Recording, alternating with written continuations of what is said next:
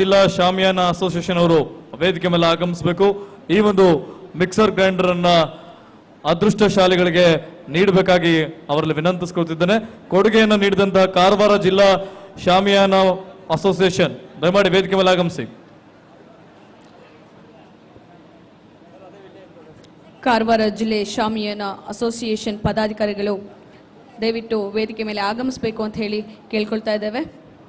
ಮುಂದಿನ ಅದೃಷ್ಟಶಾಲಿಗಳು ಯಾರಾಗ್ತಾರೆ ನೋಡುವಂತ ಸಮಯ. ವೇದಿಕೆ ಮೇಲಿರ್ತಕ್ಕಂಥ ಮಾನ್ಯ ಅತಿಥಿಗಳು ಆ ಒಂದು ಡಿಪ್ ಅನ್ನ ಎತ್ತುವ ಮೂಲಕ ಅದೃಷ್ಟಶಾಲಿಯ ಹೆಸರನ್ನ ಘೋಷಿಸಬೇಕಾಗಿ ವಿನಂತಿಸಿಕೊಳ್ತಿದ್ದಾನೆ.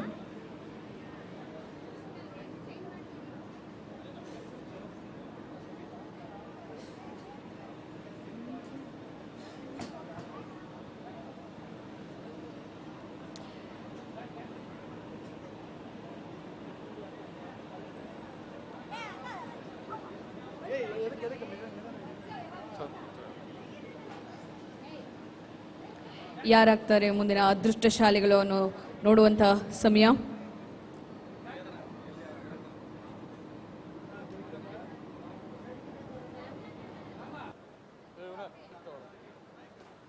ಆಮೇಲೆ ನಿನ್ನೆ ರಾತ್ರಿ ಒಂದು ಈ ಸೌಂಡ್ ಸಿಸ್ಟಮ್ ಬಹಳ ಅದ್ಭುತವಾದಂತ ಸೌಂಡ್ ಸಿಸ್ಟಮ್ ನೀಡಿದ್ದಾರೆ.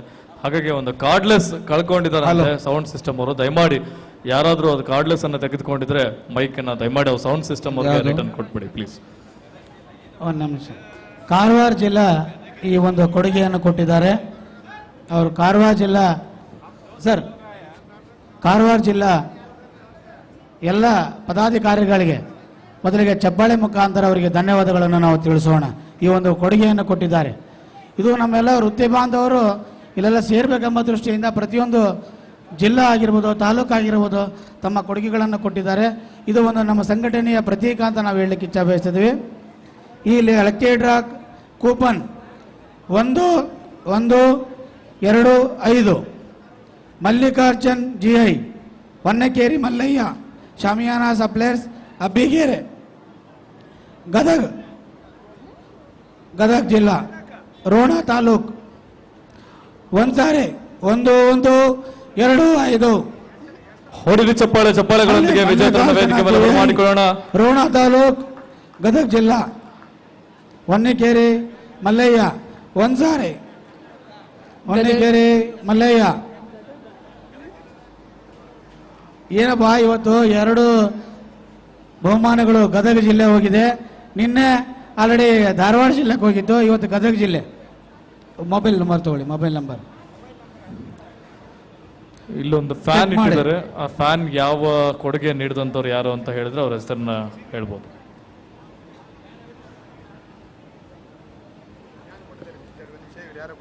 ನಮ್ಮ ಪ್ರಧಾನ ಕಾರ್ಯದರ್ಶಿಗಳು ಮೊಬೈಲ್ ನಂಬರ್ ಚೆಕ್ ಮಾಡ್ತಾ ಇದ್ದಾರೆ. ಮೊಬೈಲ್ ನಂಬರ್ ಕರೆಕ್ಟ್ ಆಗಿದೆ. ಎಲ್ಲರೂ ಚಪ್ಪಾಳೆ ಮುಖಾಂತರ ಅವರಿಗೆ ಧನ್ಯವಾದಗಳನ್ನು ತಿಳಿಸೋಣ. ಇಲ್ಲಿ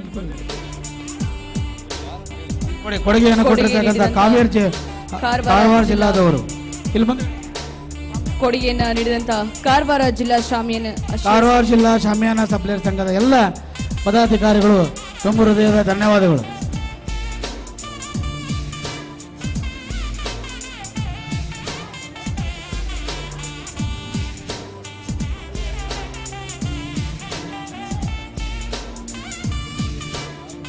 ಮಿಕ್ಸರ್ ಅನ್ನ ಪಡೆದುಕೊಂಡಂತಹ ವಿಜೇತರಿಗೆ ಬಾಂಧವರು ಸಭಾಂಗಣದಲ್ಲಿ ಬರಬೇಕಾಗಿ ವಿನಂತಿ.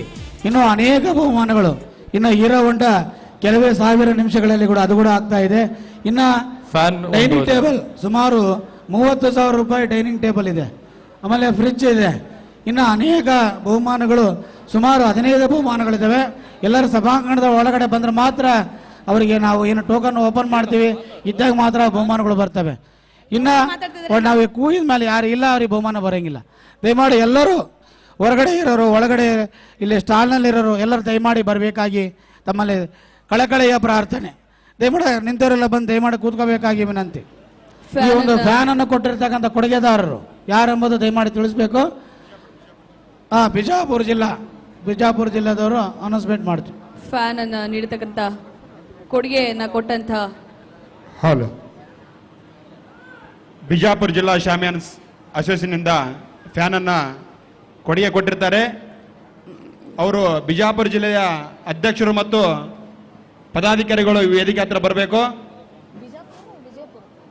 ವಿಜಯಪುರ ವಿಜಯಪುರ ಜಿಲ್ಲಾ ಶಾಮಿಯಾನ ಅಸೋಸಿಯೇಷನ್ ಪದಾಧಿಕಾರಿಗಳು ವೇದಿಕೆಗೆ ಆಗಮಿಸಬೇಕು ಅಂತ ಹೇಳಿ ಕೇಳ್ಕೊಳ್ತಾ ಇದ್ದೇವೆ.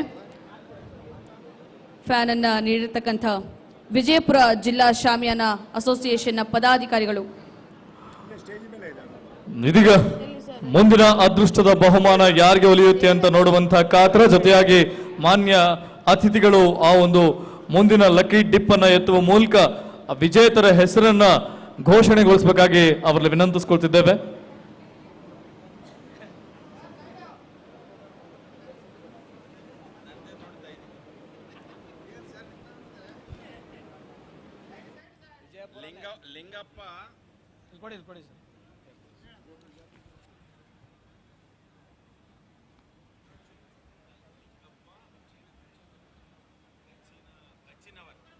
ಲಿಂಗಪ್ಪ ಗಚ್ಚಿನವರ್, ಲಕ್ಷ್ಮೀ ಮಂಟಪ್, ವಿಜಯಪುರ.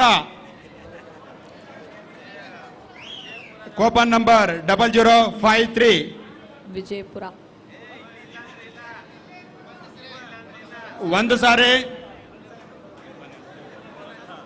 ಎರಡು ಸಾರಿ ಬಂದ್ರು ಬಿಡಿ. ಓಡಿ ವಿಜಯಪುರದ ಬರ್ತಾ ಇದ್ದಾರೆ. ಫ್ಯಾನ್ ವಿಜಯಪುರಕ್ಕೆ ಹೋಗಿದೆ. ವಿಜಯಪುರದಿಂದ ಕೊಟ್ಟಿರ್ತಕ್ಕಂಥ ಫ್ಯಾನು ವಿಜಯಪುರಕ್ಕೆ ಹೋಗಿದೆ.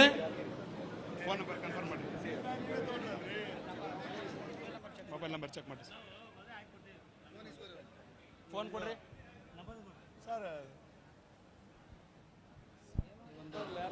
ಕೊಡುಗೆಯನ್ನ ನೀಡಿರುವಂಥ ಈ ವಿಜಯಪುರ ಒಂದು ಲಕ್ಕಿ ಡ್ರಿಪ್ ಎತ್ತಿರ್ತಕ್ಕಂಥ ಚೇರ್ಮನ್ ಆಗಿರ್ತಕ್ಕಂಥ ಜಿ ಪೂರ್ಣಚಂದ್ರ ಅವರಿಗೆ ಧನ್ಯವಾದಗಳು.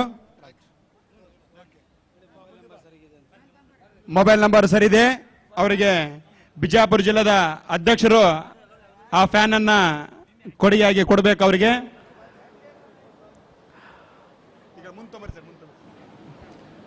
ಕೊಡುಗೆಯನ್ನ ನೀಡಿರುವಂತವರಿಗೆ ಆ ಒಂದು ಬಹುಮಾನ ಹೋಗ್ತಾ ಇದೆ. ಜೋರಾದ ಚಪ್ಪಾಳೆಗಳೊಂದಿಗೆ ಅವರಿಗೆ ಅಭಿನಂದನೆಗಳನ್ನ ಸಲ್ಲಿಸೋಣ.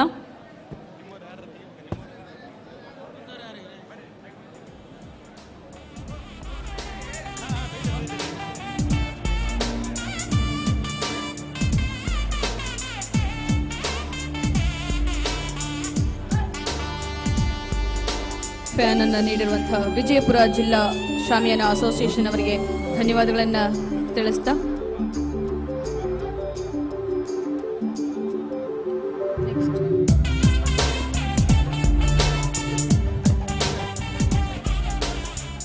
ಧನ್ಯವಾದಗಳು. ಇದೀಗ ಇಂದಿನ ಕಾರ್ಯಕ್ರಮದಲ್ಲಿ ನಮ್ಮೊಟ್ಟಿಗೆ ಭಾಗಿಯಾಗಿರ್ತಕ್ಕಂಥ ಪ್ರಧಾನ ಕಾರ್ಯದರ್ಶಿಗಳು AITDWO ನವದೆಹಲಿ ಶ್ರೀ ಕರ್ತಾರ್ ಸಿಂಗ್ ಕೋಚಾರ್ ಅವರು ಇಂದಿನ ಕಾರ್ಯಕ್ರಮದಲ್ಲಿ ನಮ್ಮೊಟ್ಟಿಗೆ ಅವರ ಶುಭ ನುಡಿಗಳನ್ನು ಹಂಚಿಕೊಳ್ತಾರೆ. ಬರಮಾಡಿಕೊಳ್ಳಿ ನಮ್ಮ ನಿಮ್ಮೆಲ್ಲರ ಪ್ರೀತಿಯ ಚಪ್ಪಾಳೆಗಳೊಂದಿಗೆ ಶ್ರೀ ಕರ್ತಾರ್ ಸಿಂಗ್ ಕೋಚಾರ್ ಅವರ ಮಾತುಗಳನ್ನ.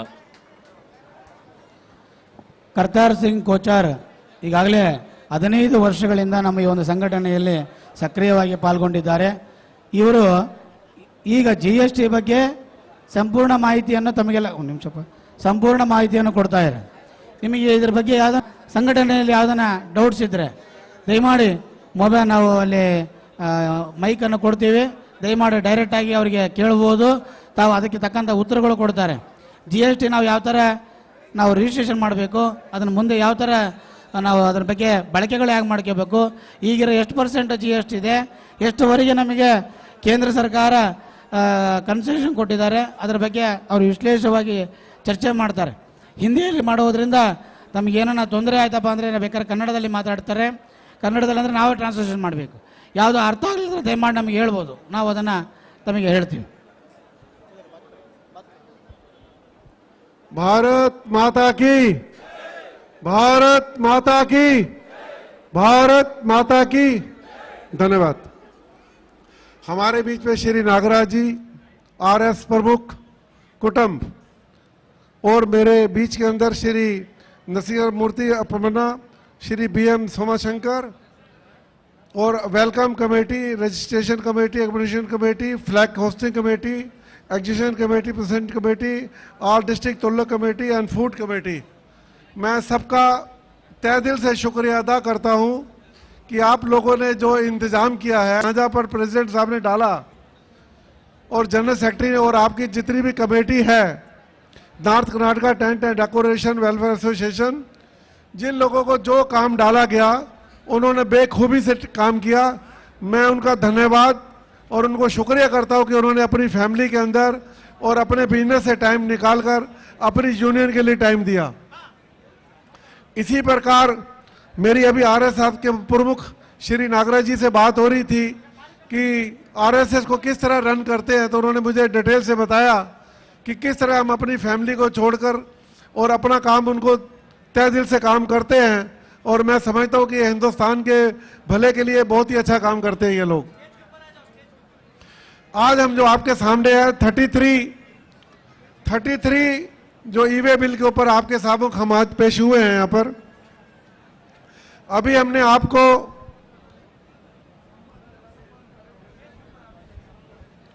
एक ईवे बिल इंग्लिश की किताब आपको भेजी है, जरा ध्यान दो, बातें बाद में कर लेना। ईवे बिल कंपल्शन स्कीम जो अभी अभी सेंट्रल गवर्नमेंट लॉन्च करी है, और ईवे बिल ये आपके पास भेजा है। और आपको एक बात और बता दें, दिल्ली के अंदर 19, 20, 21 अगस्त को free entry and free lunch का इंतजाम वहां पर है। प्रगति मैदान के अंदर 600 स्टॉल लग रहे हैं, 600। ये सबके पीछे यहां पर छपा हुआ है बैग के ऊपर। फ्री एंट्री है और फ्री लंच का इंतजाम होगा वहां पर। 600 स्टॉल है, 19, 20, 21। आप दिल्ली के अंदर आए, आपको हर चीज की सुविधा मिलेगी वहां पर। ऑल इंडिया की तरफ से ये प्रोग्राम हो रहा है वहां पर। मैं आपसे ये बोलना चाहता हूं कि ज्यादातर लोगों को ये रहता है कि मेरे पर जीएसटी नहीं लगता तो मुझे यहां पर बैठना और बात करना बेकार है। लेकिन 20 लाख रुपए तक जीएसटी नहीं लगता। बोल, ट्रांसलेट करना है कुछ? आप बोलने के बाद बोलता हूं। 20 लाख रुपए तक ये सबको मालूम है कि जीएसटी नहीं लगता।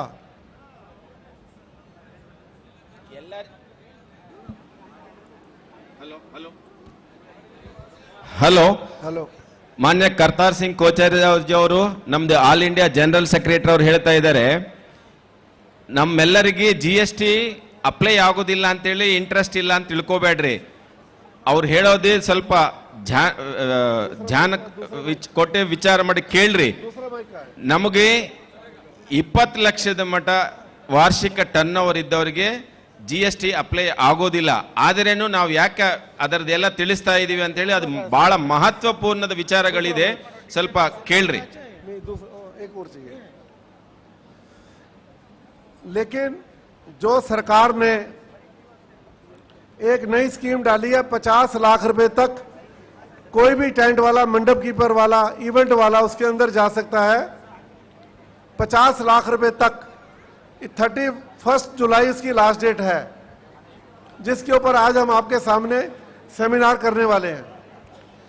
ಈಗ ಸರ್ಕಾರ ಹೊಸ ಒಂದು ಸ್ಕೀಮ್ ಅನ್ನು ತಂದಿದೆ. ವಾರ್ಷಿಕ 50 ಲಕ್ಷದ ಮಟ್ಟ ಟರ್ನ್ ಓವರ್ ಇರುವ ಅಂತವರಿಗೆ ಒಂದು ಹೊಸ ಸ್ಕೀಮು. 6% ನಲ್ಲಿ ಟ್ಯಾಕ್ಸ್ ಏನು ಇದು ಅಪ್ಲೈ ಮಾಡಿದ್ದಾರೆ ಹೊಸ ರೂಲ್ನಲ್ಲಿ, ಅದರ ಬಗ್ಗೆ ಈಗ ಸೆಮಿನಾರ್ ನಡೀತದೆ. ಆಲ್ರೆಡಿ ನಾವು ಕಲ್ಯಾಣ ಮಂಟಪ, ಶ್ರೀನಿವಾಸ ಗಾರ್ಡನ್ ನಮ್ದು 6% ನಾವು ಟ್ಯಾಕ್ಸ್ ತುಂಬುತ್ತಾ ಇದ್ದೀವಿ. ವಾರ್ಷಿಕ ನಮ್ದು 45 ಲಕ್ಷ ಟರ್ನ್ ಓವರ್ ಇದ್ರೂ ಸಹಿತ 6% ಟ್ಯಾಕ್ಸ್ ತುಂಬುತ್ತಾ ಇದ್ವಿ ನಾವು. ಅದರ ವಿವರ, ಅದರದ ಲಾಭ ಎಲ್ಲರೂ ನಮ್ಮ ಸದಸ್ಯರಿಗೆ ಸಿಗಲಿ ಅಂತ ಅವ್ರದ್ದು ಆಸೆ. उसके बारे में भी हम आपसे डिटेल से बात करेंगे कि टेंट वालों को उधर जाने से फायदा है या नुकसान है। एक तो बात ये करेंगे आज। सेकंड नंबर हम बात आपसे करेंगे कि जो ईवे बिल है जिसकी सेल 50 लाख 20 लाख रुपए से कम है, उसको भी ईवे बिल बनाना है। ನೋಡ್ರಿ, ಇ-ವೇ ಬಿಲ್ ಅಂದ್ರೆ ಬಹಳ ಮಹತ್ವದ್ದೇ. ನಾವು ಯಾವುದೇ ಸಾಮಾನು ಬಾಡಿಗೆ ಕಳಿಸಿದ್ರೆ ಸಹಿತ ಹೋಗುವಾಗ ಇ-ವೇ ಬಿಲ್ ಇಲ್ಲ ಅಂತಂದ್ರೆ ಟ್ಯಾಕ್ಸಿನವರು ನಮ್ಮ ಗಾಡಿ ಸೀಸ್ ಮಾಡಬಹುದು. ನಮ್ಮಲ್ಲಿ ಈಗ ಇನ್ನೂ ಸ್ವಲ್ಪ ಕಡಿಮೆ ಅದರದ್ದು ಇದು ಮಾಡ್ತಾ ಇದ್ರೆ, ಅದೇ ನಾರ್ತ್ ಕಡೆ ಹೋಗಿದ್ರೆ ತುಂಬಾ ಒಂದು ಗಾಡಿ, ಸಣ್ಣ ಗಾಡಿ ಹೋಯ್ತು ಅಂದ್ರೆ ಇ-ವೇ ಬಿಲ್ ಅಂದ್ರೆ ಅದನ್ನ ಸೀಸ್ ಮಾಡ್ತಾರೆ.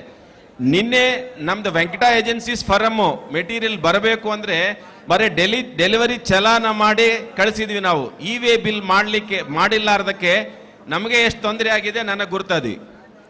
आपके पास जिसकी 20 लाख से कम है उसके लिए जो मैंने बोला था डिलीवरी चालान बनाना है आपको, इसके पीछे लगा हुआ है सब ई वे बिल बुक के अंदर, जिसके अंदर हम ट्रक जब लोड करेंगे तो पर केजी के हिसाब से लिखेंगे। सपोज फॉर एग्जांपल के तौर पर आप कारपेट 6 रुपीस पर स्क्वायर फुट खरीद के लाए, जब आपके गोडाउन में पहुंचा तो उसकी वैल्यू रहेगी 2 रुपए या 3 रुपए स्क्वायर फुट, या पर केजी के ऊपर 10 रुपीज या 12 रुपीज पर केजी। तो जब आप गाड़ी लोड करेंगे तो पर केजी के ऊपर लिखेंगे, उसकी एग्जांपल हमने पीछे दे रखी है। उसके ऊपर अब इसके बाद श्री इंदर चंद जी अब आपके सामने इसके ऊपर अपने विचार रखेंगे और आप उसके अंदर क्वेश्चन आंसर कर सकते हैं। हमने कुछ क्वेश्चन आंसर बना रखे हैं ताकि आपको पूछना ना पड़े। मैंने मिस्टर बाबू के व्हाट्सएप पे डाले थे, इन्होंने सारे ग्रुप के अंदर डाल दिए, उसके बारे में आपको बता देंगे। क्वेश्चन आप आंसर वहां से आपने पढ़ लेने हैं। ಎಲ್ಲ ವಾಟ್ಸಾಪ್ ಗ್ರೂಪಲ್ಲಿ ನಮ್ಮ ನಾರ್ತ್ ಕರ್ನಾಟಕ ಗ್ರೂಪ್ ಏನೇನು ನಮ್ದು ಗ್ರೂಪ್ಗಳಿದೆ ಅದರಲ್ಲಿ ನಾವು ಆಲ್ರೆಡಿ ಕ್ವಶನ್ ಆನ್ಸರ್ಸ್ ಅನ್ನು ಕಳಿಸಿದ್ವಿ. ನೀವು ಒಂದ್ಸಲ ಅದರ ಸ್ವಲ್ಪ ಮೊಬೈಲ್ ತೆಗೆದು ಸ್ಟಡಿ ಮಾಡಿದರೆ ನಿಮಗೆ ಇದರ ಬಗ್ಗೆ ಸಂಪೂರ್ಣ ವಿವರ ಇದೆ ಅದರಲ್ಲಿ. ಈಗ ಅದರದ್ದು ಕ್ವಶನ್ ಆನ್ಸರ್ ಈಗ ಸೆಷನ್ ಶುರುವಾಗ್ತದೆ. हम करीब आधा पौना घंटा 45 मिनट तक आपके साथ रहेंगे। आपने अपने क्वेश्चन को तैयार कर रखे हो तो 15 मिनट क्वेश्चन आंसर करेंगे। अब हम शुरू करने जा रहे हैं सेमिनार इसके ऊपर। ಯಾರಾದ್ರೂ ಕ್ವಶನ್ಗೆ ಇನ್ನೂ ಅರ್ಧ ಗಂಟೆ ಸಮಯಾವಕಾಶ ಇದೆ. ಅವರು ಸ್ಟಾರ್ಟ್ ಮಾಡಿದ ಮೇಲೆ ಯಾರಾದರೂ ಏನಾದರೂ ಡೌಟ್ ಇದ್ರೆ ಬಂದು ಕೇಳಿದ್ರೆ ಅದಕ್ಕೆ ತಕ್ಷಣ ನಿಮಗೆ ಉತ್ತರ ಸಿಗ್ತದೆ. आप ये ले लो, मुझे वो दे दो। तो आपके बीच में श्री इंदर जी आपके बीच में आ रहे हैं। आपने क्वेश्चन आंसर अपने बना के रखने हैं और जो भी आपके क्वेश्चन हैं उसको तैयार रखें ताकि इतनी दूर से जो आपके बीच के अंदर आए आपकी बातों का जवाब देने के लिए। अक्सर टेंट वाले सिर्फ खाना खाने आते हैं या इसके पीछे आते हैं। ये लकी ड्रा आपको बैठा हुआ घेर कर यहाँ कि कोई मिक्सी मिल जाए जब घर में ऑलरेडी मिक्सी है। आप मुझे पता है कि आप यूनियन के लिए नहीं बैठे हुए, इसके पीछे बैठे हैं, लेकिन बैठना चाहिए यूनियन के लिए। ज्यादातर लोग इसलिए बैठते हैं कि हम अगर बैठे नहीं होंगे तो जो हमें एक मिक्सी मिलनी है या कोई और चीज मिलनी है पता नहीं वहां से निकल ना जाए, चाहे बिजनेस के अंदर घाटा हो जाए चाहे नुकसान हो जाए। ई वे बिल बनाना है या नहीं बनाना, चालान बनाना है या नहीं बनाना, बनाना है तो कैसे बनाना है। आज तक टेंट वालों की मीटिंग के अंदर अक्सर ये होता है खाना खाओ और अपना इनाम लो और घर जाओ। आज आपके हाथ में किताब है, आपने घर जाकर अपने बच्चों को बोलना है कि इसको बेटा पढ़ लो और कम से कम नहीं तो वो काम मत करो। सबसे ज्यादा जरूरी है कि अपने खान पीन के ऊपर भी आप अपना ध्यान दो, अपनी सेहत के ऊपर ध्यान दो ताकि बच्चे भी उस काम को सीखे। जो हमने आपको बुक भेजी है उस बुक को आप अपने बच्चों तक अपनी फैमिली तक पहुंचाओ। आने वाला टाइम जो है आपके पता है इवेंट वाले जो हैं बिना सामान के कंप्यूटर से आपका सारा काम लेके जा रहे हैं। अगर आपने अपना ध्यान नहीं दिया तो आने वाले टेंट के अंदर आप लोगों का काम नहीं करेंगे, इवेंट मैनेजमेंट वालों का काम करेंगे। धन्यवाद, शुक्रिया। श्री इंदर जी हमारे बीच में हैं।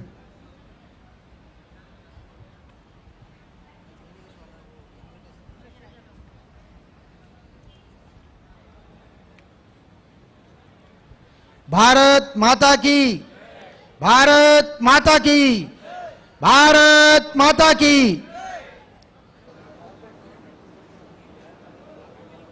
मैं all India tent dealer welfare organisation की मैनेजिंग कमेटी और north Karnataka tent and decorator welfare association की मैनेजमेंट कमेटी का आभारी हूं कि मुझे ई वे बिल, जीएसटी और कंपोजिशन स्कीम पे आप लोगों से बातचीत करने का अवसर प्रदान किया है। जीएसटी के बारे में यह कहा जाता है कि जीएसटी हिंदुस्तान का सबसे कठिन कानून है जो आम आदमी की समझ से बाहर है, लेकिन हम यहां पे सरल भाषा में जीएसटी को समझने की कोशिश करेंगे। अगर मेरी बात समझ आ रही है आप लोगों को, जीएसटी कई सारे जो टैक्स हमारे पे पहले लगा करते थे उन सारे टैक्सों को हटा करके एक टैक्स लगाया गया है, उसका नाम है जीएसटी। आप इसको यूं समझे कि एक अनमैरिड व्यक्ति जिसकी शादी नहीं हुई है वो अपनी कमाई का कुछ हिस्सा अपने भाई को भी, छोटे भाई को देता था, कुछ हिस्सा अपनी बहन को देता था, कुछ हिस्सा अपने पिताजी को देता था, कुछ हिस्सा अपनी मां को देता था, कुछ यार दोस्तों पे खर्च कर देता था। लेकिन जब उसकी शादी हो गई तो सारा पैसा पत्नी के पास। यही जीएसटी है, इसी का नाम जीएसटी है। अलग अलग जितने टैक्सेस थे उनको हटा करके एक टैक्स बनाया गया है जिसका नाम है जीएसटी। अब हम यहां समझेंगे कि क्या ये वाकई एक ही टैक्स है। सही मायने में ये एक टैक्स नहीं होकर के 3 टैक्स है। एक टैक्स जो है वो हिस्सा सेंट्रल गवर्नमेंट के पास जाता है जिसको सेंट्रल जीएसटी बोलते हैं। दूसरा हिस्सा स्टेट गवर्नमेंट के पास जाता है जिसको हम स्टेट जीएसटी बोलते हैं। अगर कोई व्यक्ति, कोई सप्लायर, कोई व्यापारी किसी एक राज्य के अंदर काम करता है तो उसको अपने बिल में 2 टैक्स लगाने होते हैं, एक सेंट्रल जीएसटी, एक स्टेट जीएसटी। जो भी टैक्स रेट होगा उसके 2 टुकड़े कर दिए जाते हैं। अगर अपने स्टेट से बाहर जाके काम करेंगे तो तीसरा जीएसटी काम आता है। उस जीएसटी का नाम है आईजीएसटी, इंटीग्रेटेड जीएसटी। वो जो इंटीग्रेटेड जीएसटी है वो कंसोलिडेटेड फंड में इकट्ठा हो जाता है, फिर उसको साल के अंत में राज्यों के बीच उसका बंटवारा किया जाता है। ये तो हुए जीएसटी के प्रकार। अभी हमारे पास इतना लंबा समय नहीं है कि हम एक एक चीज को विस्तार से यहां पे बातचीत करें, तो हम मोटे तौर पे बात करेंगे कि जीएसटी में कौन कौन कवर है। जीएसटी में अभी 31 मार्च 2019 तक की जो लिमिट थी वो हर व्यक्ति के लिए 20 लाख रुपए की लिमिट थी। 20 लाख रुपए से अधिक का टर्नओवर किसी भी व्यक्ति का हो तो उसके लिए जरूरी था कि वो जीएसटी में अपना रजिस्ट्रेशन करवाए। 1 अप्रैल 2019 से नई व्यवस्था शुरू की है सरकार ने। लोगों की परेशानियों को समझते हुए कुछ इसकी लिमिट बढ़ाई गई है कि छोटे व्यापारियों को, जो छोटे व्यापारी हैं, खरीद बिक्री के कारोबार में लगे हैं, उनको बड़ी राहत देते हुए जीएसटी की जो टर्नओवर की लिमिट है 1 अप्रैल 2019 से 40 लाख रुपया कर दी गई है। आप लोग ताली बजा के खुश हो रहे हैं, लेकिन ये जो लिमिट बढ़ाई गई वो आप लोगों के लिए नहीं बढ़ाई गई है। आप लोगों के लिए जो लिमिट है वो 20 लाख ही रखी गई है। यानी जो व्यापार में लगे हुए खरीद बिक्री के, वस्तुओं का व्यापार करते हैं, उनके लिए लिमिट है 40 लाख रुपया। और जो सेवाओं का व्यापार करते हैं, जो सर्विस प्रोवाइडर्स हैं, उनके लिए यह लिमिट यथावत 20 लाख रुपया है। लेकिन कुछ राहत सर्विस प्रोवाइडर्स को भी दी गई है। जो सर्विस प्रोवाइडर्स को राहत दी गई है,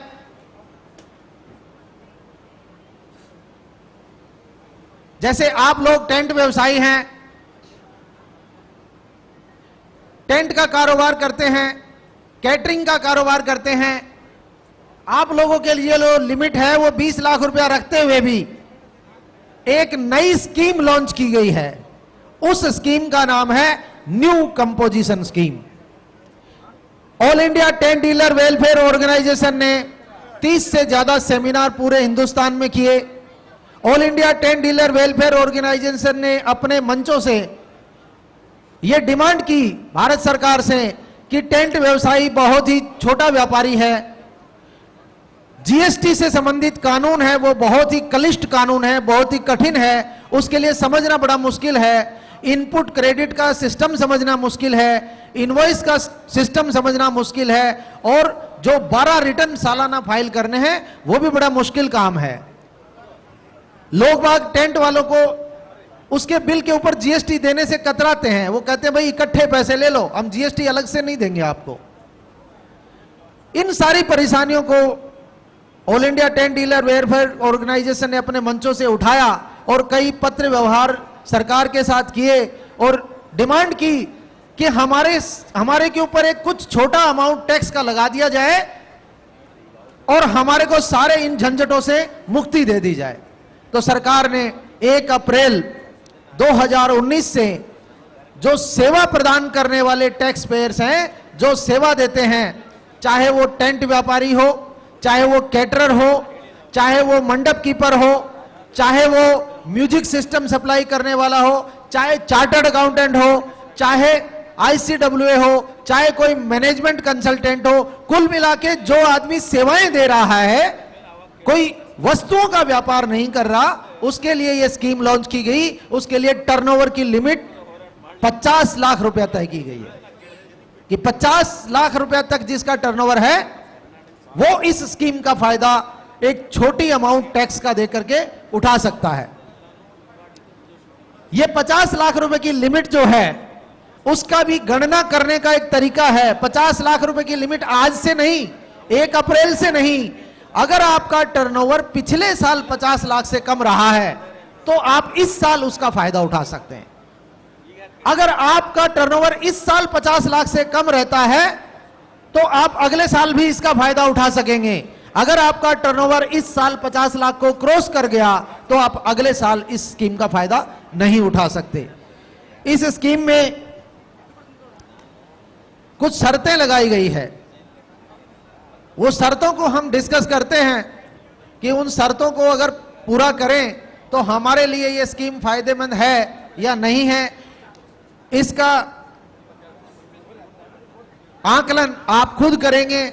मेरा काम है आपको ये बताना कि ये स्कीम क्या है। आखिर इस स्कीम का सबसे पहली कंडीशन ये है कि आपका पिछले साल का टर्नओवर 50 लाख रुपए से कम होना चाहिए।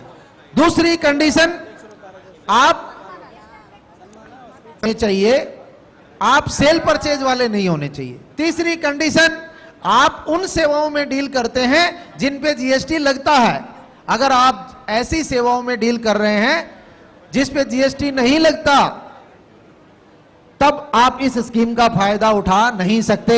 जैसे यदि आप अल्कोहल का व्यापार करते हैं, शराब का व्यापार करते हैं तो आप इस स्कीम के दायरे से बाहर हैं, क्योंकि शराब खुद जीएसटी के दायरे से बाहर है। या आप ऐसी वस्तुओं का व्यापार करते हैं, ऐसी सर्विसेज देते हैं जिन पे बिल्कुल जीएसटी नहीं है, जैसे खेती बाड़ी का सामान है या फ्रेश फ्लावर्स हैं, वेजिटेबल्स हैं, इनमें अगर आप डील करते हैं तो आप इस स्कीम में नहीं है। क्योंकि अगर वो स्कीम आप लेते हैं तो जो चीज पहले से ही टैक्स फ्री है उस पे 6% टैक्स देना पड़ेगा आपको, इसलिए उस स्कीम का आपको कोई फायदा नहीं है। तीसरी सबसे बड़ी इंपॉर्टेंट जो स्कीम में कंडीशन है वो ये है कि आपको, क्योंकि आप छोटे व्यापारी हैं, छोटे करदाता हैं, तो आप एक लिमिटेड एरिया में ही काम कर सकते हैं। आप कर्नाटका के रहने वाले हैं, आपका बिजनेस प्लेस कर्नाटका है, तो आप कर्नाटका के बाहर जाके काम नहीं कर सकते। इस स्कीम में कंडीशन है कि आप कर्नाटका में ही काम कर सकते हैं। आपके बगल में तेलंगाना राज्य है या आंध्र प्रदेश है, वहां अगर टेंट सप्लाई आपको करना है तो आप इस स्कीम में नहीं रह सकते। आपको नॉर्मल स्कीम में 18% की टैक्स पे करना होगा। अगली कंडीशन, आप एक बार थोड़ा हटा दें, आप कैजुअल टैक्सेबल पर्सन नहीं होने चाहिए। कैजुअल टैक्सेबल पर्सन वो होता है जो आमतौर पे टैक्सेबल नहीं है, लेकिन किसी विशेष घटना घटित होने की वजह से उसको टैक्स देना होता है। जैसे ये प्रदर्शनी लगी हुई है, आपने एग्जीबिशन लगाई है, इस एग्जीबिशन में कोई दिल्ली का व्यापारी आके अपनी एग्जीबिशन लगाता है और यहां पे सेल करता है तो वो कैजुअल टैक्सेबल पर्सन कहलाएगा। उसके लिए भी ये स्कीम नहीं है। अगली कंडीशन ये है कि वो ई कॉमर्स का ऑपरेटर नहीं होना चाहिए। जैसे अमेजोन जैसी साइट हैं, ऑनलाइन जो बिक्री करने वाले व्यापारी हैं, ऑनलाइन सर्विसेज देते हैं, उन लोगों के लिए भी ये स्कीम नहीं है। और इससे अगली सबसे इंपॉर्टेंट बात है कि जो कोई कैटरर या टेंट व्यवसायी खाना देता है खाने की सप्लाई करता है, फूड का कारोबार करता है, और उस फूड के कारोबार में आइसक्रीम भी देता है। अगर आइसक्रीम की सप्लाई करता है, उस कॉन्ट्रैक्ट के अंदर लिखा हुआ है कि आप 300 रुपया प्लेट खाना देंगे, उसमें आइसक्रीम भी होगी, तो आप इस स्कीम में नहीं जा सकते, आपको स्कीम से बाहर जाना होगा। इसके अलावा पान या पान मसाला, इनका अगर इस्तेमाल आपने किया है अपनी सर्विसेज देने में, तो आपको यह स्कीम आपके लिए नहीं है, आप इस स्कीम में नहीं जा सकते। इसके अलावा 50 लाख रुपए का जो टर्नओवर काउंट करने का तरीका है, वो ये तरीका है, मेरे पास पैन कार्ड नंबर है, एक पैन कार्ड नंबर से आप कितनी भी जीएसटी की फर्में बना सकते हैं। एक आपने यहां बनाई, दूसरी बेल्लारी में बनाई, तीसरी कहीं और बनाई, तो आपको अलग अलग 50 लाख रुपए की लिमिट नहीं मिलेगी। एक पैन कार्ड के धारक की अगर 20 फर्में भी हैं, तो 20 का मिला के 50 लाख रुपया छूट मिलेगी। एक व्यक्ति को 50 लाख रुपया छूट है, एक फर्म को 50 लाख रुपया की छूट नहीं है। इस चीज का ध्यान रखिएगा। इससे बचने का दूसरा उपाय है, अगर आप समझते हैं कि अगर मैं 4 फर्में खोल रखी है मैंने, और उन चारों फर्मों का टोटल 2 करोड़ रुपया होता है, और मुझे इस स्कीम का फायदा नहीं मिलेगा, तो आपके पास आसान सा एक उपाय है, उस उपाय का इस्तेमाल कर सकते हैं। रोजगार भी आपके परिवार के किसी व्यक्ति को मिलेगा, वो करदाता भी बनेगा। आप एक व्यापार, एक सर्विसेज अपने नाम से करें, दूसरी अपनी पत्नी के नाम से करें, तीसरा कारोबार अपने पुत्र के नाम से करें, चौथा कारोबार पुत्र वधू के नाम से करें। इससे आपको फायदा यह होगा कि आप इस स्कीम का फायदा 4 जगह उठा सकेंगे। उसके अलावा इनकम टैक्स में आपको फायदा मिलेगा, क्योंकि 4 करदाता हो जाएंगे, 4 पैन कार्ड हो जाएंगे, करदाताओं की संख्या बढ़ेगी, आपके पास एक नंबर का पैसा अधिक होगा, और इनकम टैक्स भी कम देना पड़ेगा। क्योंकि अभी हमारे प्रधानमंत्री महोदय ने इंटरिम बजट जो आया था फरवरी में 1 फरवरी को, उसमें इनकम टैक्स की लिमिट को बढ़ाकर 5 लाख रुपया कर दिया गया है। अगर 5 लाख रुपए की टैक्स फ्री इनकम हो गई आपकी, और उसको 20 लाख रुपए की इनकम को भी आप बिना टैक्स दिए 5 जगह डिवाइड कर सकते हैं। इसके अलावा अभी आप नॉर्मल टैक्स पे करते थे, तो आप बिल इश्यू करते थे, उस बिल का नाम होता था टैक्स इनवॉइस, यानी उसके ऊपर टैक्स चार्ज करते थे आप। 1 लाख रुपए की सर्विसेज आपने दी, 18% टैक्स आप लगाते थे। अब आप ऐसा नहीं कर पाएंगे। अगर इस स्कीम में जाते हैं तो आपको टैक्स देना है 6%, लेकिन वो टैक्स आपको अपने पास से देना है, अपने ग्राहक से नहीं लेना है, अपने कस्टमर से नहीं लेना है। और आपने जो बिल इश्यू करना है उसका नाम होगा बिल। जो बिल आप इश्यू करेंगे वो टैक्स इनवॉइस नहीं करेंगे, बल्कि बिल ऑफ सप्लाई इश्यू करेंगे, और उसके ऊपर आप लिखेंगे एक मोटे अक्षरों में, साफ शब्दों में एक बात लिखनी पड़ेगी आपको कि मैं कंपोजिशन स्कीम ले रखी है मैंने, इसलिए मैं टैक्स नहीं ले सकता। यह बात आपको अपने बिल के ऊपर लिखनी पड़ेगी। ये हमने पेज नंबर 2 पे लिखा है, ये इंग्लिश में लिखा है कि taxable person paying tax in term of notification number 2/19 central tax rate dated 7 मार्च 2009। ये गलती से यहां पे 5 मार्च छप गया है, आप इसको ठीक कर लीजिएगा। Not eligible to collect tax on supplies, ये आपको लिखना होगा, ताकि जो आपसे डील करने वाला कस्टमर है उसको साफ साफ पता रहे कि आप टैक्स कलेक्ट नहीं कर सकते हैं, और अगर आप फिर भी टैक्स कलेक्ट करेंगे तो आपको जुर्माना पे करना होगा, आपको सजा भी हो सकती है। इसलिए आपको किसी करदाता से, किसी ग्राहक से किसी प्रकार का टैक्स कलेक्ट नहीं करना है। इसके अलावा आप अभी तक जो सामान खरीद के लाते थे अपने लिए, और उस सामान के बेस पे सर्विसेज आगे देते थे, और जो सामान खरीद के लाते थे उस पे भी जीएसटी पे करके आते थे। जो जीएसटी आप पे करके लाए, भविष्य में अगर कोई सामान आप खरीदते हैं तो जो जीएसटी आप पे करके लाए हैं उसका क्रेडिट नहीं ले पाएंगे, वो वहीं पे लैप्स हो जाएगा। पहले आप उसका क्रेडिट लेते थे, उस क्रेडिट, जो क्रेडिट टैक्स पे करके आए हैं और टैक्स पे करना है, उन दोनों के बीच का डिफरेंस आप पे करते थे। अब ऐसा नहीं होगा, आपको सारा टैक्स पे करना है। और अगर कोई स्टॉक आज की डेट में आपके पास मौजूद है जिस पे आपने टैक्स क्रेडिट ले रखा है, तो आपको आज की तारीख में वो जो टैक्स क्रेडिट लिया था उसका वापस भुगतान सरकार को करना है।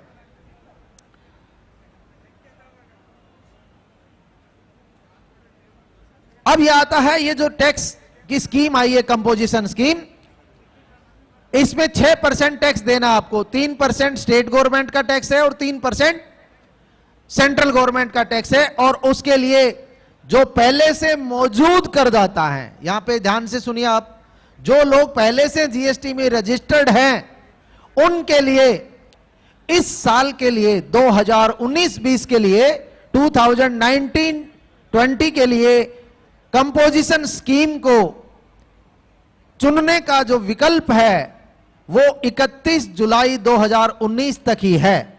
अगर डेट नहीं बढ़ाई तो 31 जुलाई 2019 तक आप इस स्कीम को ऑप्ट कर सकते हैं, उसके बाद नहीं। लेकिन जो कोई नया करदाता है, जो नया रजिस्ट्रेशन करवाता है, उसके लिए 12 महीने खुली हुई है। ये मोटे तौर पे हमने कंपोजिशन स्कीम की बात की है। ये कंपोजिशन स्कीम उन लोगों के लिए ठीक है जो लोग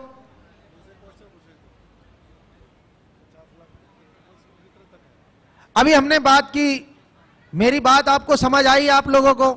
क्या कोई बता सकता है कि कंपोजिशन स्कीम के लिए टर्नओवर की लिमिट कितनी है? बताएं आप, कितनी लिमिट है? 80 लाख रुपीस। बहुत अच्छे। टैक्स की रेट कितनी है? कितना टैक्स देना होगा आपको? 6%। क्या वो टैक्स आप अपने कस्टमर से कलेक्ट कर सकते हैं? क्या आप अगर आइसक्रीम अपने कस्टमर को सप्लाई करेंगे पैसे देकर के तो इस स्कीम का फायदा उठा सकते हैं? नहीं। अगर आप पान खिलाएंगे खाने के बाद तो क्या स्कीम का फायदा उठा सकते हैं? उठा सकते हैं अगर फ्री में खिलाएं। अगर आप पान का पैसा लेंगे तो नहीं उठा सकते। अब हम आते हैं कि इस स्कीम को चुनने के लिए सर एक क्वेश्चन है सर मेरा। एक सेकंड में खत्म कर रहा हूं, फिर पूछें आप। ये फार्म और समझा देता हूं, छोटा सा 2 मिनट का। ये जो स्कीम चुनने के लिए आपको एक फॉर्म भरना पड़ेगा। सिंपल सा फॉर्म है जो इसी बुकलेट में हमने दे रखा है। फॉर्म का नाम है GST CMP 02। इस फॉर्म को आपने ऑनलाइन भर देना है और आधार के थ्रू इसका वेरिफिकेशन कर देना है। आप ये देखेंगे कि इसमें एक हमने लाल लाइन डाली हुई है, रेड कलर का एक फ्लैग डाला हुआ है। इसका मतलब है आप इस रेड वाले में आते हैं। ये ऑप्शन आपको सिलेक्ट करना है, यानी any other supplier eligible for composition supply. अगर आपने और कोई ऑप्शन चुन लिया तो ये फॉर्म रिजेक्ट हो जाएगा। आपको यही लाल वाला ऑप्शन चुनना है। ठीक है जी सर, बताएं। सर मई अप्रैल 1 तारीख से एक वासवी महल बोल को एक हाल हमने चलाने के लिया है। गुड। तो उसका टर्नओवर है साल का एक लगभग 30 लाख है। पिछले साल का टर्नओवर 30 लाख है। हाँ, तो वो फर्म को हमने बोला जो ओनर्स है तो कंपोजिशन स्कीम में लाने के लिए। तो मेरा फर्म है जो श्रीनिवास गार्डन है, मैं कंपोजिशन में अभी भर रहा है। जो अभी नया लिया है उसको 6% में लाने को हमारा वकील को देख रहा है 2 महीना से, वो ऑप्शन नहीं आ रहा है बोल को बोलते। आप उनको बताइए पिछले साल का टर्नओवर 0 दिखाएंगे। 0। अगर पिछले साल नया फर्म है, नया फर्म नहीं है, पिछले साल का टर्नओवर कितना था? 30 लाख है, तो कंपल्सरीली आएगा। ये ऑप्शन गलत चुन रहा है, ये रेड कलर वाला ऑप्शन है, इसमें देना है। आप उनको एक फॉर्म दिखाइएगा जिसमें लाल रंग से ये लिखा हुआ है। अगर ये ऑप्शन सेलेक्ट नहीं करेंगे तो नहीं आएगा।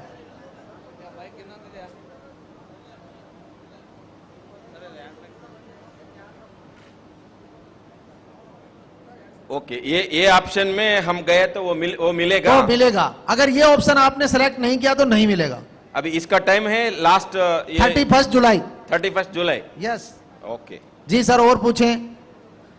और किसी ने कोई सवाल पूछना है कंपोजिशन स्कीम के? जरूर। यस, हाँ जी पूछिए। माइक चाहिए उनको, माइक दीजिए।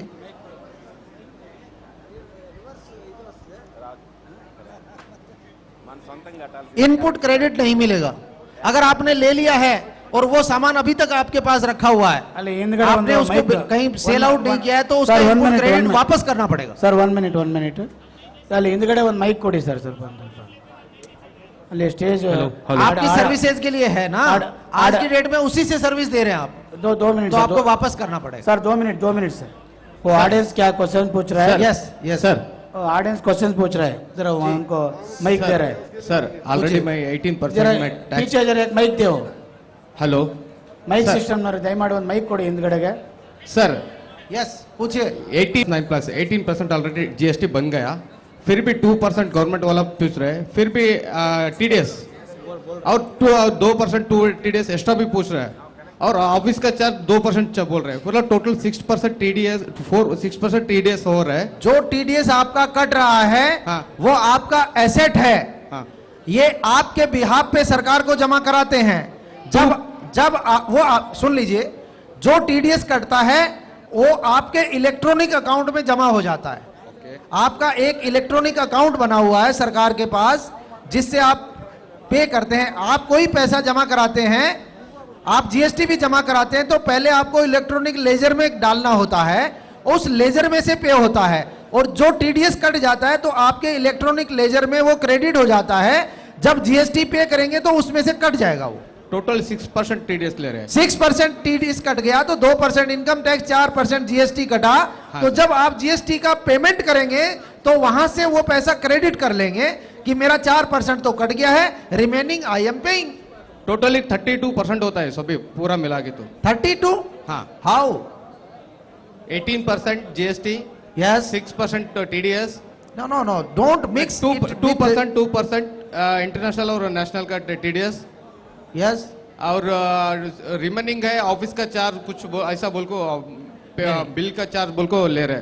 जब आपका 18% जीएसटी है, ओके आपने जीएसटी अपने बिल में लगाया, ओके, आपका टैक्स काट लिया 6%, हाँ तो वो रहा तो 18% ही, आउट ऑफ 18% काटा है उसने। आपको 18% पे नहीं करना, जितना कट गया उसको काट के पे करना है सरकार को। वो नहीं पूछ रहे सर, मैं एक्चुअली गवर्नमेंट ऑफिस में बिल दे दिया। आपका कहना है कि एक्सपेंसिव ज्यादा पड़ता है। हाँ देखिए, एक्सपेंसिव ज्यादा पड़ता है तो उसके लिए कल हमारे एमपी साहब यहाँ बैठे थे, उन लोगों को सरकार तक अपनी बात पहुंचाएं, अपने एसोसिएशन के थ्रू आप रिप्रेजेंटेशन भेजें। All India tent dealer welfare organisation ने ये स्कीम के लिए सरकार पे दबाव डाला, सरकार ने इनकी बात मानी, 6% पे लाए। अब ये फिर प्रेशर डालेंगे, आज इनकी डिमांड है कि ये 2% होना चाहिए। अगर आपकी एसोसिएशन कुछ काम करेगी तो शायद सरकार इसको कम कर दे। मैं तो आपको ये समझाने आया हूं कि आज की डेट में नियम क्या है। कम करना करवाना, ये कम करना सरकार का काम है और कम करवाना जनता का काम है। सही तो है। आप डिमांड उठाएं, मांग करें, सरकार से मांग करें और उसका कारण बताएं कि आपके ऊपर टैक्स रेट कम क्यों होना चाहिए। क्यों 1 से 18% ले रहे हैं, आपसे 6%, आपसे 2% क्यों लेना चाहिए? उसका प्रॉपर रीजन होना चाहिए। आप रीजन बताएं कि हमारे ट्रेड में ये परेशानी है, इसमें ये दिक्कत है, इस वजह से कम होना चाहिए। आपकी एसोसिएशन के माध्यम से आवाज उठाएं, जरूर सुनेगी सरकार। सर और एक बात जी सर, ऑलरेडी हम लोग पैसे नहीं लिए है, बिफोर पैसे पूछ रहे टैक्स के लिए, और गवर्नमेंट चैनल लेकर आने का है, बाद में आपको पेमेंट होएगा। वो 1 महीना होएगा, 2 महीना होएगा, पता नहीं है।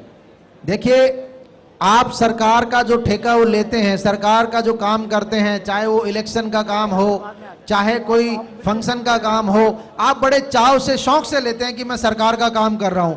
आपको पैसा नहीं मिलता, आप घूस देने की कोशिश करते हैं।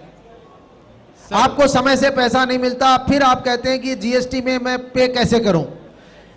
जीएसटी में सीधा सा नियम है, जिस दिन आपने बिल काटा आपको अगले महीने जीएसटी पे करना पड़ेगा। अगर आपको सरकार पैसा नहीं दे रही है समय से, तो आप उनका काम करना बंद करें। जब आपकी एसोसिएशन तय कर लेगी कि हमें अगर टाइम से पैसा नहीं मिलेगा तो हम काम नहीं करेंगे, तो चाहे सरकारी ठेका हो।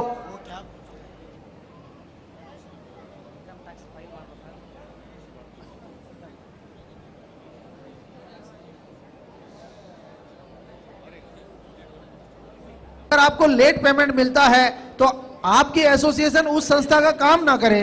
कानून यही कहता है कि आपको जीएसटी टाइम से पे करना पड़ेगा। सर एक देखो, अभी मैं काम किया, नेक्स्ट पेमेंट आता बोल को हम लोग ऑर्डर लेते हैं, फिर भी वो भी कम पैसा नहीं आता है, फिर भी नेक्स्ट दोनों एक ही साथ मिलेगा और नेक्स्ट काम करो बोलते हैं, वो भी नहीं आएगा। ये तो आप लोगों, आपका और संस्था के साथ में क्या संबंध है उस पर डिपेंड करता है। इसमें कानून कुछ नहीं कहता। कानून ये कहता है कि अगर जिसने आपसे सर्विसेज ली है वो आपका भुगतान 6 महीने तक नहीं करता है तो वो उसने जो इनपुट क्रेडिट लिए वो क्रेडिट नहीं ले पाएगा, बस। बाकी जो सरकार से आपके संबंध कैसे हैं उस पर डिपेंड करता है, सरकार के पास बजट है नहीं है। सर अभी और एक लास्ट क्वेश्चन सर, अभी 5 लाख रुपीस इनकम टैक्स बन सकते हैं क्या? 5 लाख रुपए की जो income tax income tax return होता है ना, रिटर्न फाइल कर सकते हैं क्या? यस, 5 लाख रुपए की जो लिमिट है हाँ। उसका जो रिटर्न भरा जाएगा वो 1 अप्रैल 2020 से भरा जाएगा। अभी जो आप काम कमाई कर रहे हैं हाँ, सर। उसके ऊपर टैक्स अगले साल लगेगा, तब लिमिट 5 लाख रुपए। इस साल नहीं है, इस साल नहीं है सर। इस साल पे हम टैक्स दे रहे हैं पिछले साल का। सर बाई चांस हम लोग रिटर्न नहीं किए तो क्या होता है सर? हाँ जी, हम लोग रिटर्न नहीं किए तो क्या होता है सर? इनकम टैक्स का रिटर्न नहीं भरे हैं। हाँ सर, भूल गया बाई चांस। भूल गए आप, तो आप अगर भूल गए तो तारीख निकल चुका है। इस साल का भर दीजिए, पिछले साल का आप रिटर्न भूल गए हैं तो सरकार से प्रेम पत्र आने दीजिए। सरकार जब आपको लेटर लिखेगी तब कर सकेंगे, अदरवाइज नहीं कर सकेंगे, क्योंकि वो ब्लॉक हो गया है। वो लिमिट थी 31 मार्च 2019 तक आप कर सकते थे, वो बंद हो गया है। अब दोबारा अगर आपको रिटर्न फाइल करना है तो आप अपने इनकम टैक्स ऑफिसर से पूछकर उससे नोटिस लीजिए। वो अगर आपको नोटिस भेजेगा तो आप नए सिरे से रिटर्न फाइल कर सकते हैं। ओके, धन्यवाद सर। और एक आपके क्वेश्चन, अंदर जितने भी लोग बैठे हैं, खासतौर पे जो स्टेज के ऊपर बैठे हैं, कंपोजिशन स्कीम में इनपुट क्रेडिट नहीं मिलेगा, नहीं मिलेगा। सर अगर हमें गवर्नमेंट पेमेंट नहीं करती है, बहुत सी बार ऐसा होता है कि हमने 10 लाख का बिल दिया और उन्होंने हमारे बिल लेने के बाद मैं उसका टैक्स तो जमा कर चुका जीएसटी जी, लेकिन वो हमें 7 लाख का पेमेंट कर रहे हैं या 6 लाख का कर रहे हैं। आप अपनी मर्जी से ले रहे हैं वो पैसा खुश होकर के। नहीं, वो ले रहे हैं लेकिन उस टैक्स का क्या होगा? नहीं, आपने छोड़ा ना टैक्स। नहीं, टैक्स हम जमा कर चुके कहीं आपने देखो 10 लाख रुपए का बिल जो था उसको अमेंड करने का एक तरीका है। अगर अपनी एनुअल रिटर्न फाइल करने से पहले अगर आपका सेटलमेंट जितने का बिल था उससे कम पे हो रहा है तो आप रिवाइज इनवॉइस इश्यू कर सकते हैं। लेकिन अगर आपने एनुअल रिटर्न फाइल कर दिया उसके बाद रिवाइज इनवॉइस इश्यू नहीं कर सकते, उसके बाद वो पैसा आपका बेकार चला जाएगा। कोई कंसल्टेंट हमसे ये कहता है कि आप परफॉर्मा इनवॉइस जमा कर दो। परफॉर्मा इनवॉइस, देखिए टैक्स इनवॉइस उस दिन देना जिस दिन आपका बिल फाइनल हो जाए। रूल जो 49 है वो क्लियर कट कहता है कि आप जिस दिन सर्विस देते हैं उसके 30 दिन के अंदर आपको कंपल्सरीली इनवॉइस देना ही देना है। आप इंतजार नहीं कर सकते। आप जिस दिन आपने सर्विस दिया 30 दिन का टाइम आपके पास है, 30 से 31वां दिन अगर हो गया तो आपके ऊपर जुर्माना लग सकता है, आप पे पेनल्टी लग सकती है। वो सर्विस लगातार 3 महीने चल रही है तो लास्ट डे गिनेंगे या फर्स्ट डे? लास्ट डे, आखिरी दिन तक, आखिरी दिन। Thank you. हमारे स्टेज के ऊपर जितने भी प्रमुख बैठे हैं, ये स्टेज के ऊपर दादा, ये जितने भी हमारे बैठे हैं सारे प्रमुख हैं ना, सारी जिलाओं के। सबसे ज्यादा क्वेश्चन इनके आने चाहिए थे, जीएसटी के ऊपर, इनकम टैक्स के ऊपर, ई-वे बिल के ऊपर सबसे ज्यादा क्वेश्चन आपके आने चाहिए थे। एक मिनट मेरी बात हो जाए पूरी, 1 मिनट। ई-वे बिल पे अभी हम बात करते हैं, मेरी 1 मिनट बात हो जाए। सबसे ज्यादा क्वेश्चन आपके आने चाहिए थे क्योंकि आपको जाकर इनको समझाना था। इसलिए मैं उम्मीद करता हूं कि आप लोग ज्यादा ध्यान से सुनो और ज्यादा क्वेश्चन आप करो, ताकि आने वाले टाइम के अंदर जब आप मीटिंग लो तो आपको इनसे ज्यादा पता होना चाहिए। इसलिए हमारी आपकी ड्यूटी ज्यादा है, आपके क्वेश्चन आने चाहिए। और हमारे पास 10-15 मिनट हो रहे हैं। हेलो, और अभी आपके इनकम टैक्स के बारे में या कोई आपका लीगल क्वेश्चन है, उसके बारे में आप इंदर जी से बात कर सकते हैं। कोई लीगल क्वेश्चन है, कोई इनकम टैक्स रिटर्न फाइल करनी है, या कोई और क्वेश्चन है लॉ से रिलेटेड, हिंदुस्तान का कोई क्वेश्चन है, आप पता कर सकते हैं, अभी आप बात कर सकते हैं। धन्यवाद। ನಮ್ಮ ಕರ್ತಾರ್ ಸಿಂಗ್ ಅವರು ಹೇಳ್ತಾ ಇದ್ದಾರೆ, ವೇದಿಕೆ ಮೇಲೆ ಕುತ್ಕೊಂಡಿರೋ ಎಲ್ಲರೂ ಜಿಲ್ಲಾ ಅಧ್ಯಕ್ಷರು, ಪ್ರಧಾನ ಕಾರ್ಯದರ್ಶಿಗಳು, ಅವರು ಕೇಳಬೇಕಾದಂಥ ಕ್ವಶನ್ಗಳು ತಾವು ಕೇಳ್ತಾ ಇದ್ದೀರಿ. ದಯಮಾಡಿ ಇದರ ಬಗ್ಗೆ ತಾವು ಕೂಡ ಸಂಪೂರ್ಣ ಮಾಹಿತಿ ತಗೊಂಡು ಉಳಿದಂಥ ಜಿಲ್ಲಾ ಕಮಿಟಿ, ತಾಲೂಕು ಕಮಿಟಿಗಳಿಗೆಲ್ಲ ಸಂಪೂರ್ಣ ಮಾಹಿತಿ ಕೊಡ್ರಿ. ಇಲ್ಲಿರ್ತಕ್ಕ ನಾನು ಜಿಲ್ಲಾ ಅಧ್ಯಕ್ಷರಲ್ಲಿ ಮನವಿ ಮಾಡ್ಕೊಳ್ತಾ ಇದ್ದೀನಿ ಎಲ್ಲರಿಗೂ. ತಮ್ಮ GST ಬಗ್ಗೆ ಈಗ ಕಂಪಲ್ಸರಿ GST ಆಗ್ತಾ ಇದೆ. ಆಮೇಲೆ ಆಧಾರ್ ಲಿಂಕ್ ಮಾಡ್ತಾ ಇದ್ದಾರೆ, ಪಾನ್ ಕಾರ್ಡ್ ಲಿಂಕ್ ಮಾಡ್ತಾ ಇದ್ದಾರೆ. ಪ್ರತಿಯೊಂದು GST ಮುಖಾಂತರನೇ ನಡಿಬೇಕಾಗ್ತದೆ. ದಯಮಾಡಿ ಅದರಂದರೆ ಮೊದಲಿಗೆ ಮಾಹಿತಿ ಜಿಲ್ಲಾ ಅಧ್ಯಕ್ಷರು, ಪ್ರಧಾನ ಕಾರ್ಯದರ್ಶಿಗಳಿಗೆ ಸಂಪೂರ್ಣ ಇದನ್ನು ಮಾಹಿತಿ ತಗೋಬೇಕಂತ ನಾನು ವಿನಂತಿ ಮಾಡ್ಕೊಳ್ತಾ ಇದ್ದೀನಿ. ಜೊತೆಗೆ ಯಾವುದೇ ಮಾಹಿತಿ ಬೇಕಾದರೂ ಕೂಡ ನಮ್ಮ ಆಲ್ ಇಂಡಿಯಾ ಕಮಿಟಿಯ ಸದಸ್ಯರು ನಮ್ಮ ಜೊತೆಗಿದ್ದಾರೆ. ಅವರಿಗೆ ಸಂಪೂರ್ಣ GST ಬಗ್ಗೆ ನಾವು ನಂಬರ್ಗಳೆಲ್ಲ ಅಲ್ಲೆಲ್ಲ ಹಾಕ್ತೀವಿ. ಯಾವುದೇ ಒಂದು ಅವರಿಗೆ ಸಲಹೆ ಬೇಕಾದರೂ ಕೂಡ ಈಗ ಮಾತಾಡಿದವರು ಆಡಿಟ್ರು, GST ಆಲ್ ಓವರ್ ಇಂಡಿಯಾದಲ್ಲಿ GST ಏನು ಬರ್ತಾ ಇದೆ ಅದಕ್ಕೆ ಅವರು ಆಡಿಟ್ರ್ ಬಂದಿರೋದು. ಅವರು ಹ್ಯಾಂಡಿಕ್ಯಾಪ್ಟ್ ಆಗಿದ್ರು ಕೂಡ ಅಷ್ಟು ಅಚ್ಚುಕಟ್ಟಾಗಿ ತಮ್ಮ ಪ್ರಶ್ನೆಗಳಿಗೆಲ್ಲ ಉತ್ತರ ಕೊಟ್ಟಿದ್ದಾರೆ.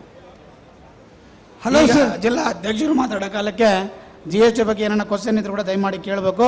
ಅವರು 1:15ಗೆ ಅವ್ರ ಫ್ಲೈಟ್ ಇರೋದ್ರಿಂದ ಅವರು ಬೇಗನೆ ಹೊರಡೋರಿದ್ದಾರೆ. ದಯಮಾಡಿ ಯಾರನ್ನ ಕ್ವಶನ್ ಕೇಳಂಗಿದ್ರೆ ದಯಮಾಡಿ ಬೇಗ ಕೇಳಿ. Hello sir, hello hello sir, hello hello sir, ये सवाल है, लेकिन कस्टमर हमसे GST बिल तक की लिमिट है कंपोजिशन में, तो आप कंपोजिशन स्कीम ले सकते हैं, या फिर अपने कस्टमर को ये बताएं कि मेरा टर्नओवर 20 लाख रुपए से कम है और मैं GST के दायरे से बाहर हूं, तो आप उनको simply bill of invoice issue करके दे सकते हैं. उस पे अपना GST नंबर ना डालें, अपना पैन नंबर डाल दें. Okay sir, thank you. Hello sir, फिर भी कस्टमर थोड़े लोग GST नंबर चाहते हैं. वो लोग अगर आप किसी बड़े सप्लायर को अपना माल सप्लाई करते हैं तो GST नंबर के बिना नहीं करेगा वो, तो आपको GST नंबर लेना ही पड़ेगा. फिर नहीं सर, बड़े सप्लायर्स नहीं, थोड़े कस्टमर लोग पूछते हैं.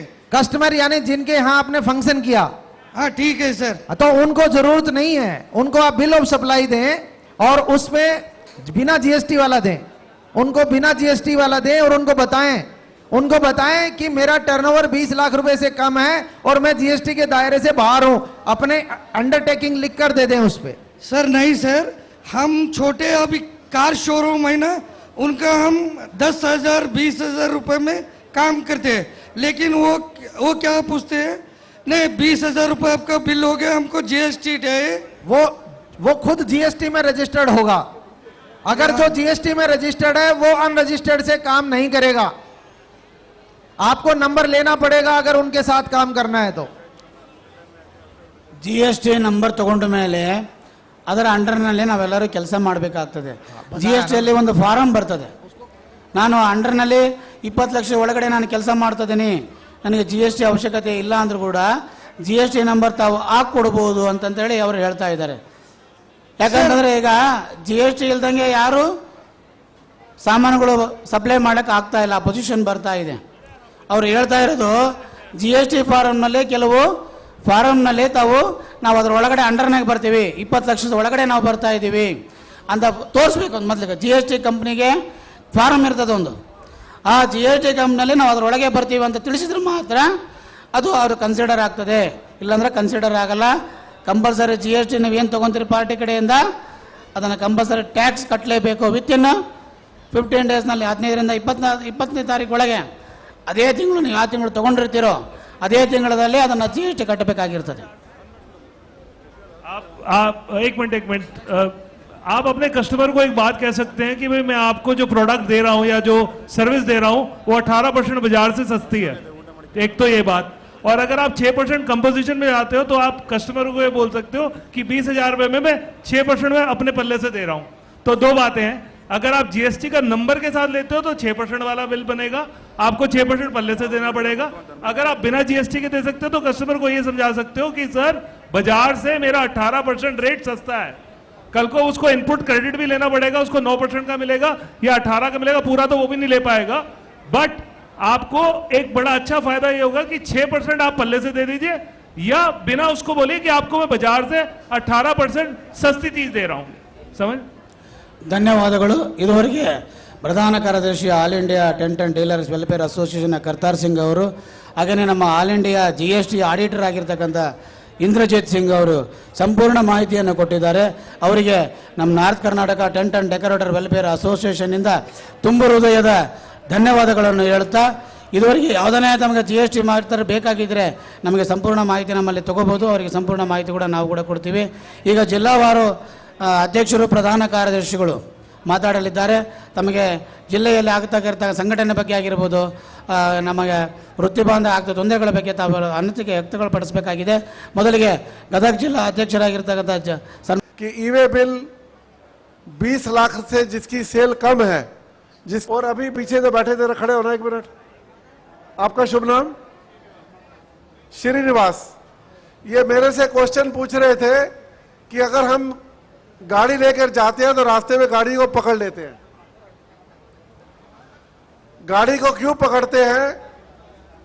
आपके पास अगर 50,000 रुपए से कम का सामान गाड़ी पे लोड है, आप उसको कैसे बताएंगे? बिना पेपर के तो नहीं बता सकते। उसके लिए आपको एक डिलीवरी चालान बनाना है, जो ये ईवे बिल के अंदर लिखा हुआ है। ये ईवे बिल किताब निकाल लो। ईवे बिल एक किताब है, ईवे बिल, उसके ऊपर लिखा हुआ है सितंबर 2018, सितंबर 2018।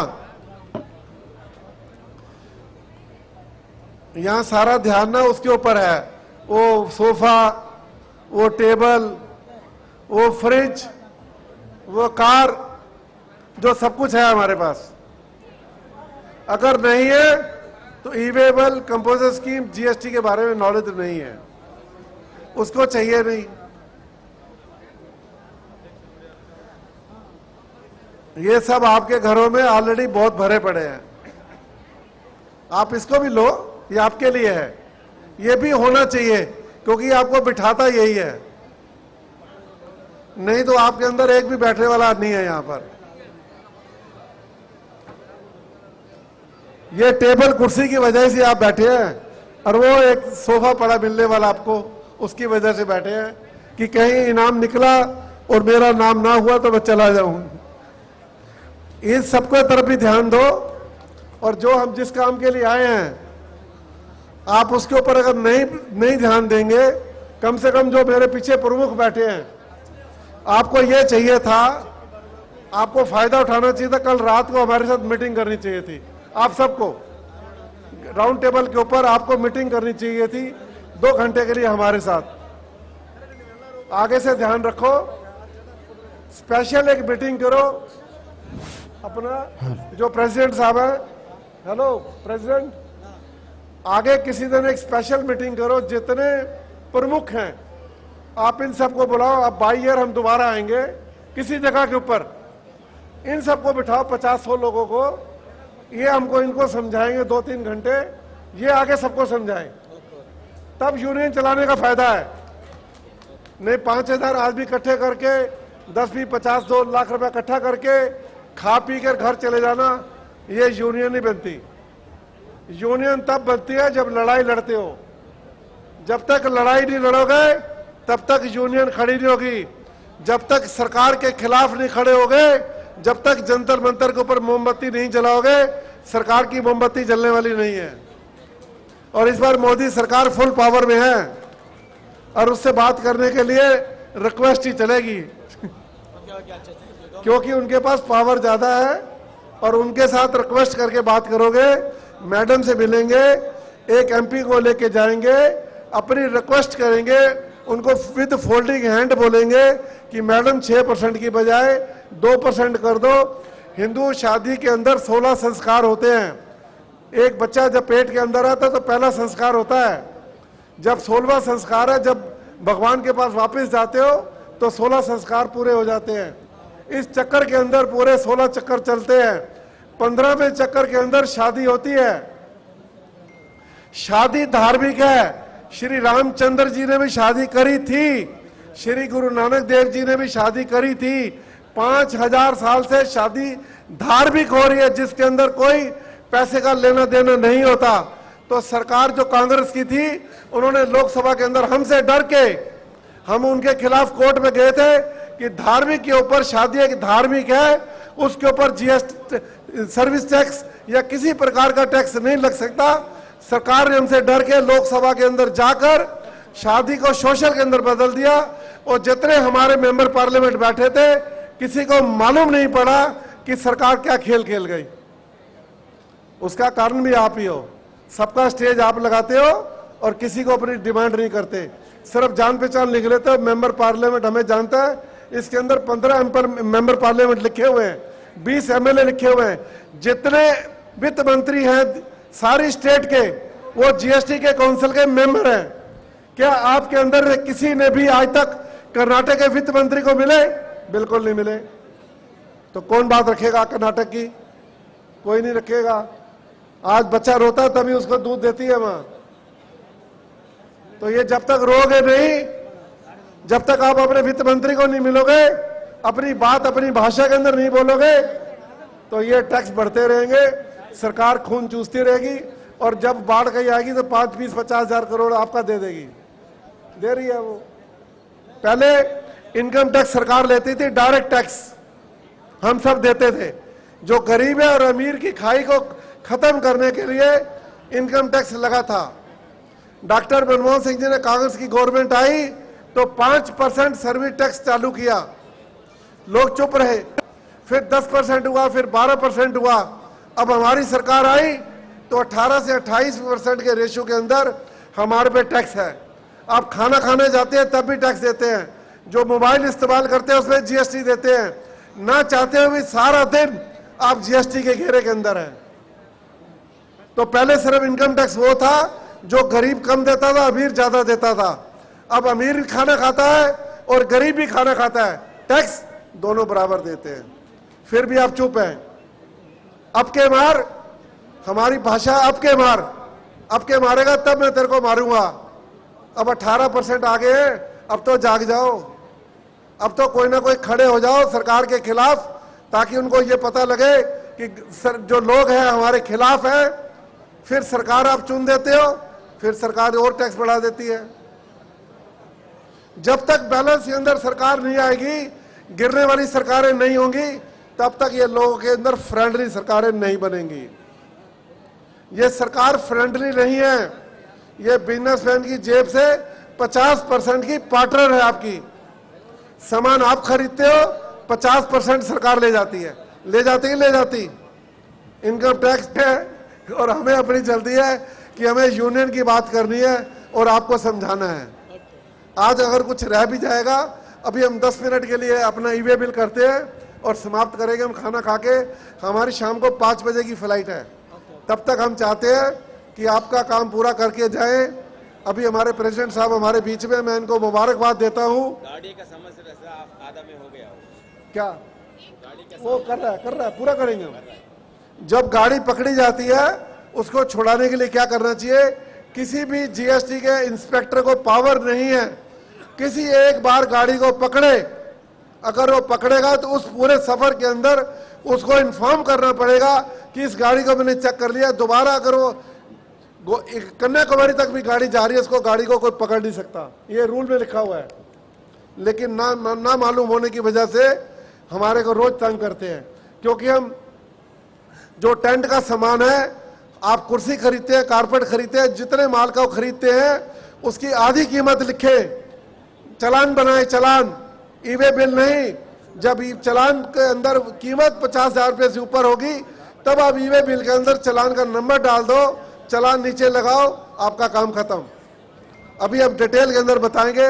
मिस्टर इंदर जी, आप उसके ऊपर ध्यान देना। जो भी आपके क्वेश्चन आप जल्दी से जल्दी बना के रखो, हम आपके सारे जवाब दे के जाएंगे। जय हिंद, शुक्रिया। धन्यवाद कोचर साहब। अभी हम बात करते हैं ई वे बिल की। GST ಬಗ್ಗೆ ಸಾಕಷ್ಟು ಮಾಹಿತಿಗಳನ್ನು ನಮ್ಮ ಆಲ್ ಇಂಡಿಯಾ ಕಮಿಟಿಯವರು ಕೊಟ್ಟಿದ್ದಾರೆ. ಮೊದಲಿಗೆ ಅವರು ಹೇಳಿದರು, ನಾರ್ತ್ ಕರ್ನಾಟಕ ಕಮಿಟಿಯಿಂದ ಬರ್ತಕ್ಕಂಥ ಎಲ್ಲ ಜಿಲ್ಲೆಗಳ ಒಂದು ಸಭೆ ಕರೀರಿ, 50 ಜನ 60 ಜನ ಎಷ್ಟು ಜನ ಸೇರ್ತಾರೆ ಸೇರಿ ಸಂಪೂರ್ಣ ಮಾಹಿತಿ ಮೊದಲು ಜಿಲ್ಲಾಧ್ಯಕ್ಷರಿಗೆ ನಾವು ಕೊಡ್ತೀವಿ. ಅವರು ಎಲ್ಲ ತಾಲೂಕುಗಳಿಗೆ ಎಲ್ಲ ಸಂಘ ನಮ್ಮ ವೃತ್ತಿ ಬಾಂಧವರಿಗೆ ಕೊಡಲಿ. ಯಾಕಂದರೆ ಸುಮಾರು 1000 ಗಟ್ಟಲೆ ಜನಗಳು ಇಲ್ಲೆಲ್ಲ ಸೇರಿದ್ದಾರೆ. ಇವ್ರನ್ನ ನಾವು ಕೊಡಲಿಕ್ಕೆ ನಮಗೆ ತೊಂದರೆ ಇಲ್ಲ. ಆದರೆ ನಿಮ್ಮ ಕಾಲಾವಕಾಶದ ಕೊರತೆಯಿಂದ ಭಾಳ ಜನರ ನಾವು ಕ್ವಶನ್ಗಳಿಗೆ ಉತ್ತರ ಕೊಡಲಿಕ್ಕೆ ಆಗ್ತಾ ಇಲ್ಲ. ಅದನ್ನು ನಾವು ವ್ಯಾಟ್ಸಪ್ ಮುಖಾಂತರ ಹಾಗೂ ಫೋನ್ ಮುಖಾಂತರ, ಇಮೇಲ್ ಮುಖಾಂತರ, ವೆಬ್ಸೈಟ್ ಮುಖಾಂತರ ಇನ್ನು ಯಾವ ಜನರಿಗೆ ಈಸಿಯಾಗಿ ತಲುಪಬೇಕೋ ಅದರ ಮುಖಾಂತರ ನಾವೆಲ್ಲ ಕೊಡಲಿಕ್ಕೆಲ್ಲ ಪ್ರಯತ್ನ ಮಾಡ್ತಾ ಇದ್ದೀವಿ. GSTಗೆ ಸಂಬಂಧಪಟ್ಟಂಥ ಯಾವುದೇ ವಿಚಾರಕ್ಕೂ ನಮ್ಮ ವೃತ್ತಿ ಬಾಂಧವರು ಹೆದರಂಥ ಅವಶ್ಯಕತೆ ಇಲ್ಲ. ಇನ್ನು ಮುಂದೆ 6%ಗೆ GST ಬರ್ತಾ ಇದೆ. ಯಾವುದೇ ಅಧಿಕಾರಿಗಳು ನಮ್ಮ ವಾಹನಗಳನ್ನು ಹಿಡಿಯುವಂತಿಲ್ಲ.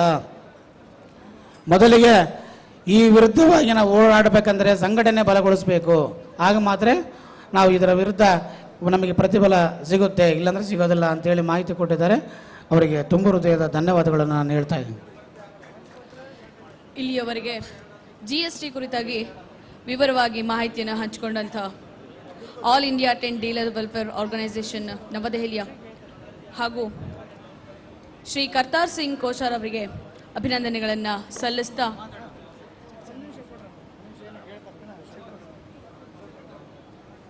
ಹಲೋ ಸರ್, ದಯವಿಟ್ಟು ಇಲ್ಲಿ ವೇದಿಕೆ ಮೇಲೆ ಇದ್ದವರಲ್ಲಿ ಒಂದು ವಿನಂತಿ ಮಾಡ್ಕೊಳ್ತಾ ಇದ್ದೇನೆ. GST ಬಗ್ಗೆ ಏನಾಗಿದೆ ಅಂತಂದ್ರೆ, ನಾವು ಕರ್ನಾಟಕ ಸರ್ಕಾರದ ಕೆಲಸ ಮಾಡುವಂತ ಪರಿಸ್ಥಿತಿ ಬಂದಾಗ ಇರೋದ್ರಿಂದ ದಯವಿಟ್ಟು ಎಲ್ಲ ಪದಾಧಿಕಾರಿಗಳು, ಅಧ್ಯಕ್ಷರುಗಳು ವೇದಿಕೆಯನ್ನು ಆಗಮಿಸಬೇಕು ಅಂತ ಹೇಳಿ ಕೇಳ್ಕೊಳ್ತಾ ಇದ್ದೇವೆ.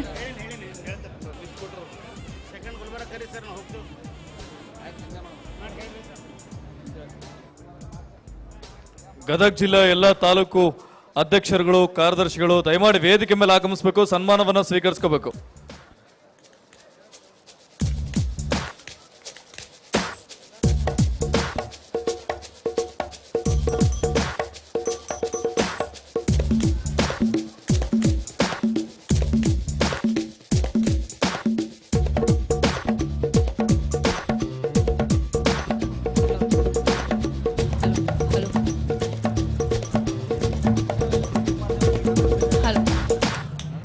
ಇದಾದ ನಂತರದಲ್ಲಿ ಆಯಾ ಜಿಲ್ಲೆಗೆ ಸಂಬಂಧಪಟ್ಟಂತಹ ಲಕ್ಕಿ ಡಿಪ್ಗಳನ್ನ ಆಯಾ ಜಿಲ್ಲಾಧ್ಯಕ್ಷರು ಮಾತಾಡಿದ ತಕ್ಷಣನೇ ಆ ಒಂದು ಲಕ್ಕಿ ಡಿಪ್ಪನ್ನು ಎತ್ತುವ ಮೂಲಕ ಆ ಬಹುಮಾನಗಳನ್ನು ವಿಜೇತರಿಗೆ ನೀಡಲಾಗುತ್ತೆ. ಎಲ್ಲ ತಾಲೂಕು ಅಧ್ಯಕ್ಷರುಗಳು, ಗದಗ ಜಿಲ್ಲೆಗೆ ಸಂಬಂಧಪಟ್ಟಂತಹ ತಾಲೂಕು ಅಧ್ಯಕ್ಷರುಗಳು ಎಲ್ಲರೂ ವೇದಿಕೆ ಮೇಲೆ ಆಗಮಿಸಿ ಸನ್ಮಾನವನ್ನು ಸ್ವೀಕರಿಸ್ಕೋಬೇಕು. ತಾವೆಲ್ಲರೂ ದಯಮಾಡಿ ವೇದಿಕೆ ಮೇಲೆ ಆಗಮಿಸಬೇಕಾಗಿ ವಿನಂತಿ, ತಮ್ಮಲ್ಲೇ ಕೇಳ್ಕೊಳ್ತಿರೋದು.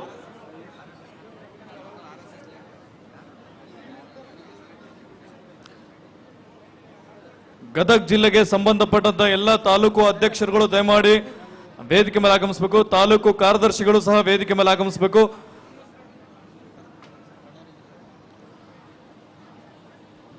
ಹಾಗೆಯೇ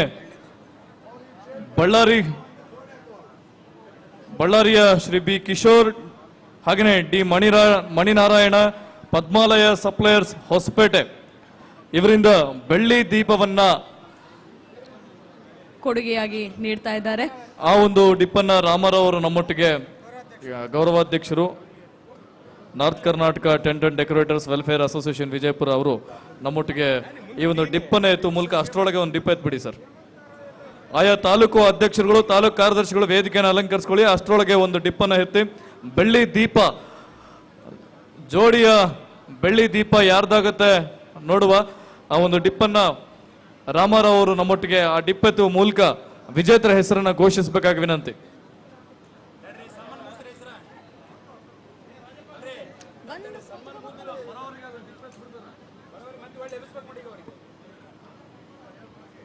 ಹಾಗೇನೆ Shri B Kishore, D Maninarayana, Padmalaya suppliers Hosapete ನೀಡಿದಂತಹ ಒಂದು ಬೆಳ್ಳಿ ದೀಪವನ್ನ ರಾಮರಾವ್ ಅವರು ನಮ್ಮೊಟ್ಟಿಗೆ ಗೌರವಾಧ್ಯಕ್ಷರು, the north Karnataka tent and decorators welfare association Vijayapura ಅವರು ನೀಡ್ತಾ ಇದ್ದಾರೆ.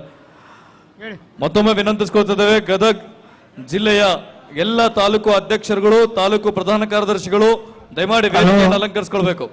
ನರಸಪ್ಪ ನಾಗಜ್ಯೋತಿ ಶಾಮಿಯಾನ ಸಪ್ಲೈಯರ್ಸ್, ಕಾರಂಬೂರ್, ರಾಯಚೂರು ಜಿಲ್ಲಾ, ರಾಯಚೂರು ತಾಲೂಕು, ಟೋಕನ್ ನಂಬರ್ 0367 03 6 7 ಒಂದು ಸಾರಿ Raichur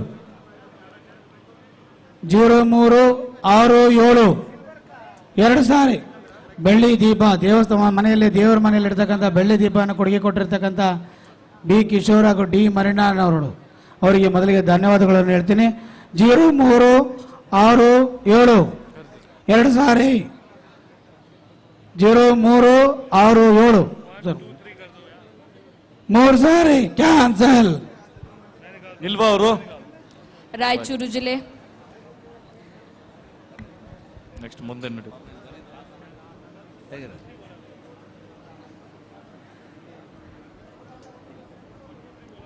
Rajkumar Biradar SR publicity Kalaburagi token number 1652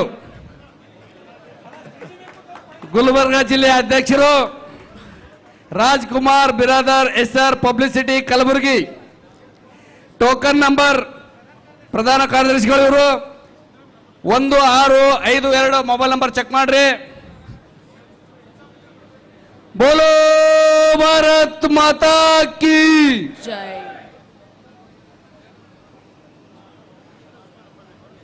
हाँ हाँ हाँ ठीक है ನಂಬರ್ ಡಯಲ್ ಮಾಡ್ರಿ.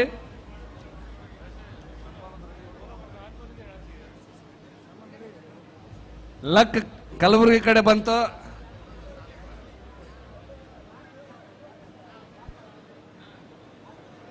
ಎಲ್ಲ ಮೊಬೈಲ್ ನಂಬರು ಮತ್ತೆ ಟೋಕನ್ ಎಲ್ಲ ಸರಿಯಾಗಿದೆ. ಈ ಬಹುಮಾನ ವಿಜೇತರು ರಾಜ್ಕುಮಾರ್ ಕಲಬುರಗಿ. ಇವರಿಗೆ ಬೆಳ್ಳಿ ದೀಪ ಬಹುಮಾನವನ್ನು ನಮ್ಮ ಆಲ್ ಇಂಡಿಯಾ ನಾಟಕದ ಅಪ್ಪಣ್ಣ ಅಧ್ಯಕ್ಷರು ಕೂಡ ಈ ಬಹುಮಾನ ವಿತರಿಸಬೇಕಾಗಿ ತಮ್ಮಲ್ಲಿ ವಿನಂತಿ.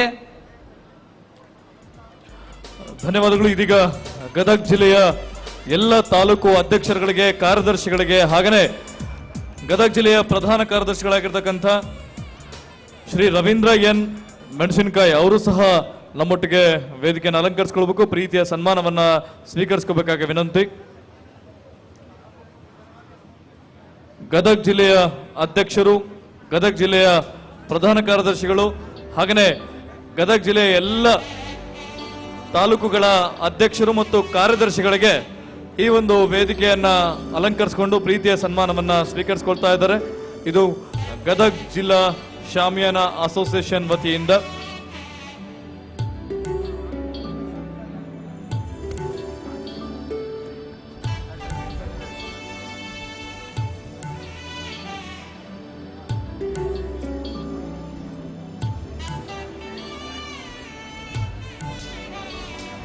All India tent dealers welfare organisation ನವದೆಹಲಿಯ ಖಜಾಂಚಿಗಳಾಗಿರ್ತಕ್ಕಂಥ ಪ್ರಿನ್ಸ್ ರತನಾನಿ ಅವರು ಈ ಒಂದು ಪ್ರೀತಿಯ ಸನ್ಮಾನವನ್ನ ನೆರವೇರಿಸ್ತಾ ಇದ್ದಾರೆ.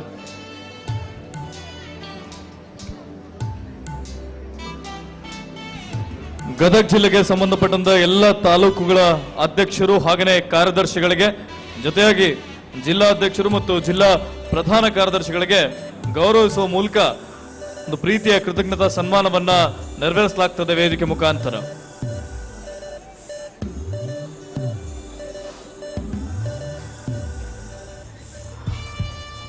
ಮುಂದಿನದಾಗಿ ಧಾರವಾಡ ಜಿಲ್ಲೆಯ ಜಿಲ್ಲಾಧ್ಯಕ್ಷರು ನಮ್ಮೊಟ್ಟಿಗೆ ಈ ಕಾರ್ಯಕ್ರಮದ ಕುರಿತು ಶುಭ ಅನಿಸಿಕೆಗಳನ್ನ ಹಾಗೇನೆ ಧಾರವಾಡ ಜಿಲ್ಲೆಯವರು ನೀಡಿರುವಂತಹ ಮಹಾರಾಜ ಕುರ್ಚಿ ಆ ಒಂದು ಲಕ್ಕಿ ಡಿಪ್ ಅನ್ನ ಎತ್ತುವ ಮೂಲಕ ಅದೃಷ್ಟಶಾಲಿಗಳಿಗೆ ಒಂದು ಬಹುಮಾನವನ್ನ ನೀಡಬೇಕು.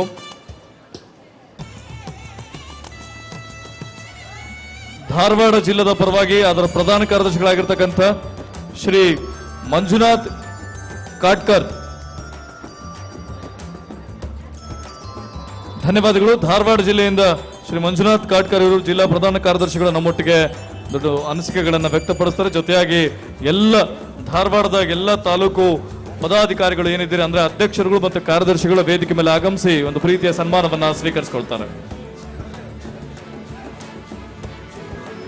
ಧನ್ಯವಾದಗಳು ಗದಗ ಜಿಲ್ಲಾ ಎಲ್ಲ ತಾಲೂಕು ಅಧ್ಯಕ್ಷರುಗಳಿಗೆ ಹಾಗೂ ಕಾರ್ಯದರ್ಶಿಗಳಿಗೆ.